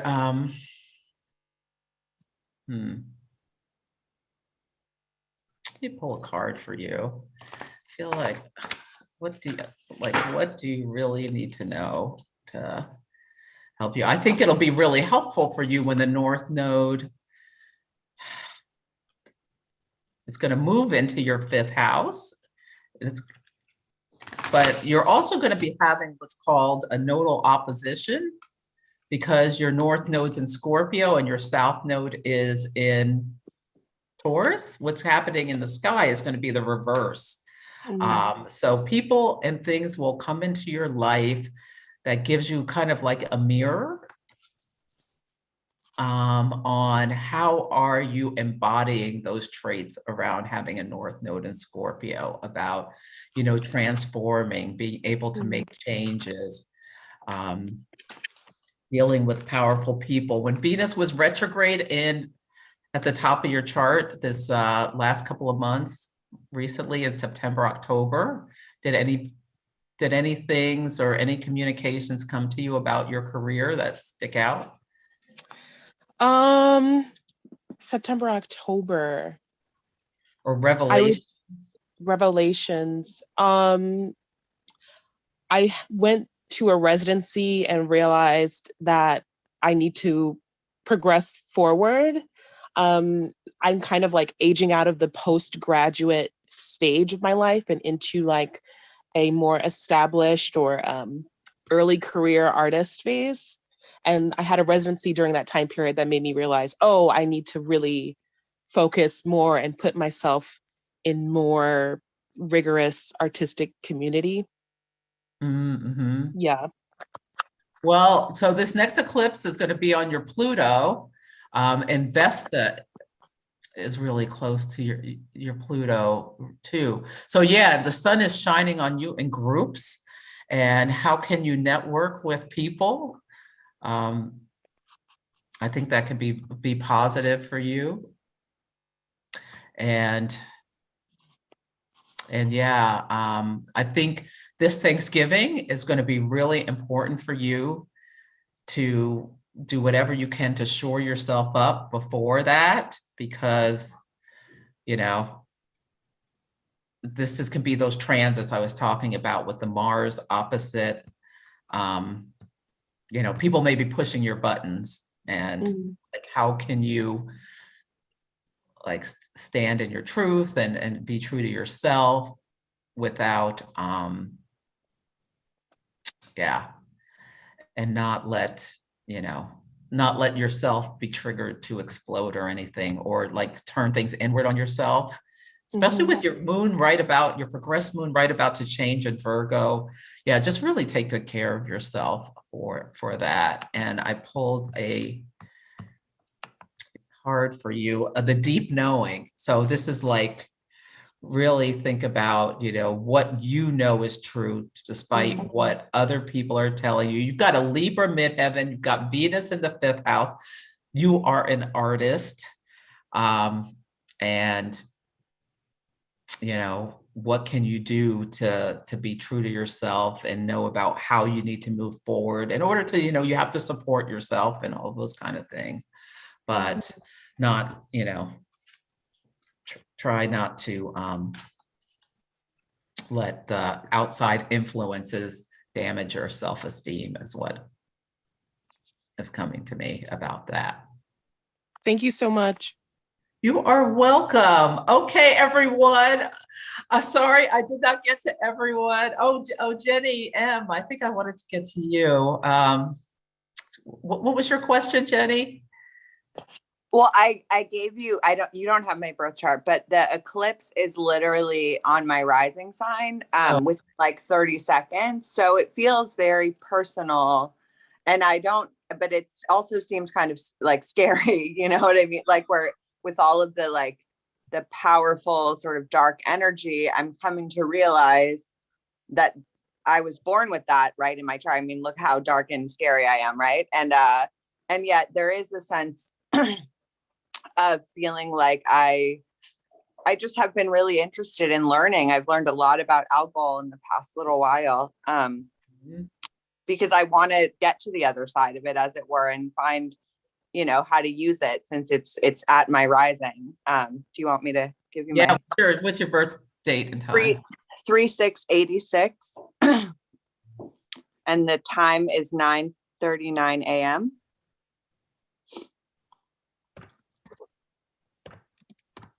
And the location is Tarzana, California.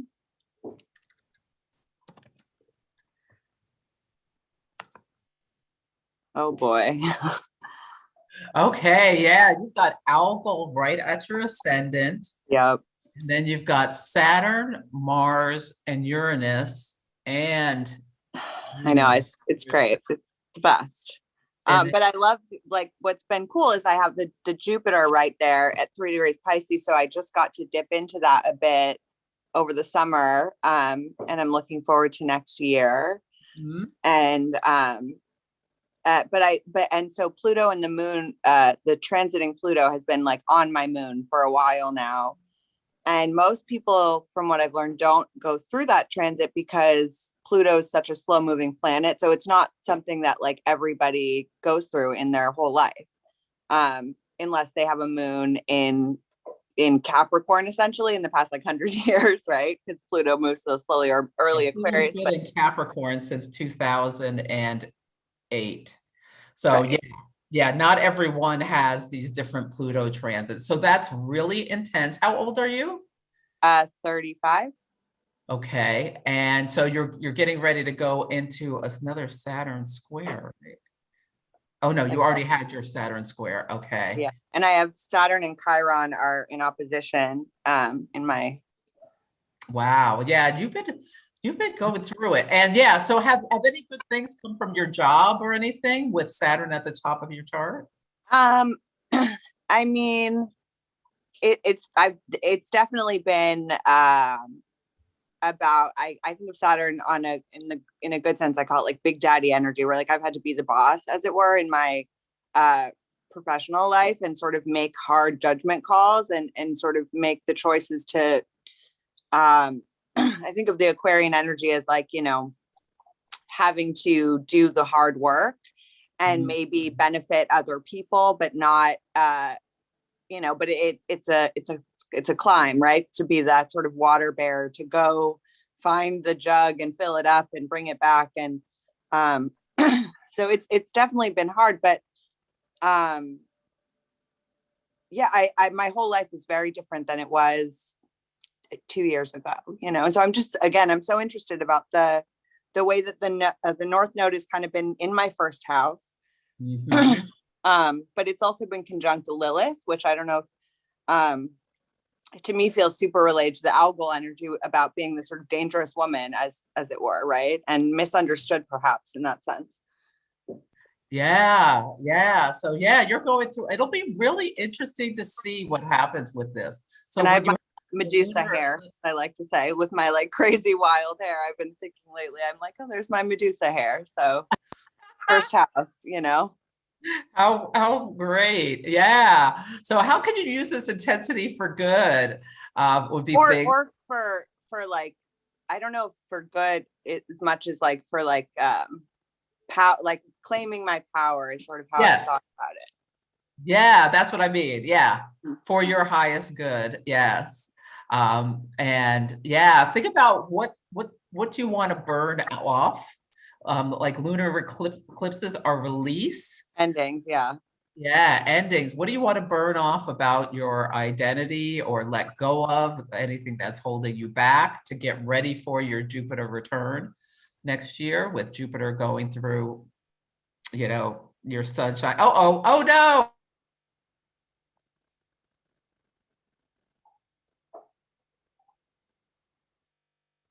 Oh, are you still there?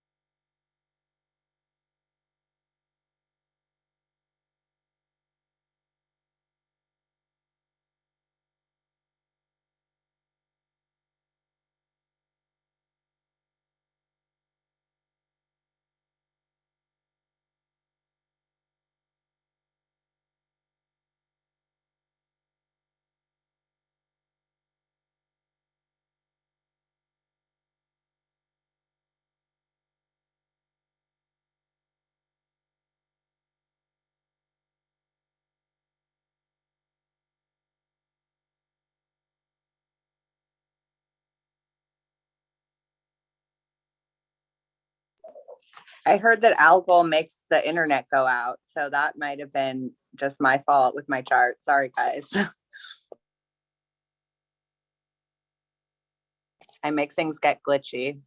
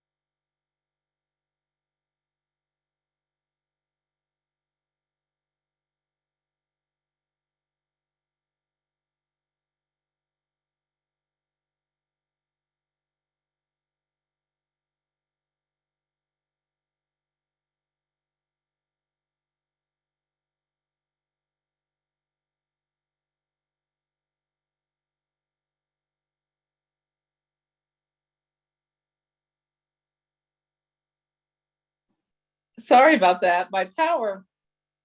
Can you hear me? Yeah, we can hear you. I said that algal, I've read that it like working with the energy it's a star that blinks, and so it can affect technology. That's something I've learned. And I just joked that I made your battery die extra quick. Like I have that, I'm that person, like I walk by things and they're glitchy. And so maybe that's part of my algal rising gift.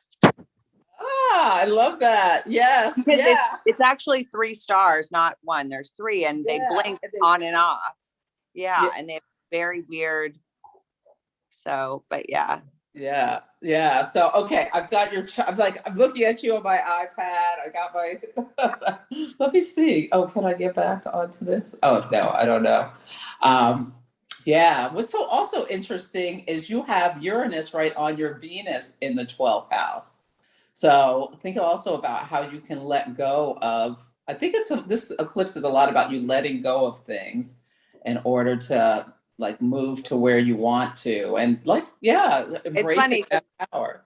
All I wanted this past year was, I've been in this relationship that is completely feels very karmic, as it were. The person's, my Pluto's at 7 degrees Scorpio. My South Node is at 0 degrees Scorpio. And the person I'm in the relationship with has their Pluto at 0 degrees Scorpio. So it's like my South Node and their Pluto. So it's been very powerful.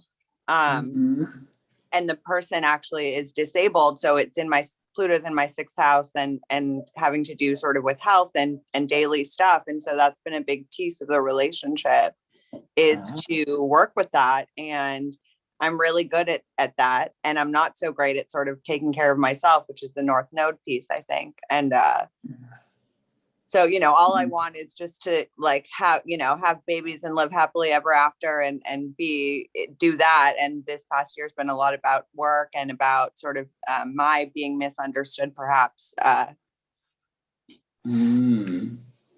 Yeah. Get to the fun part where we get to.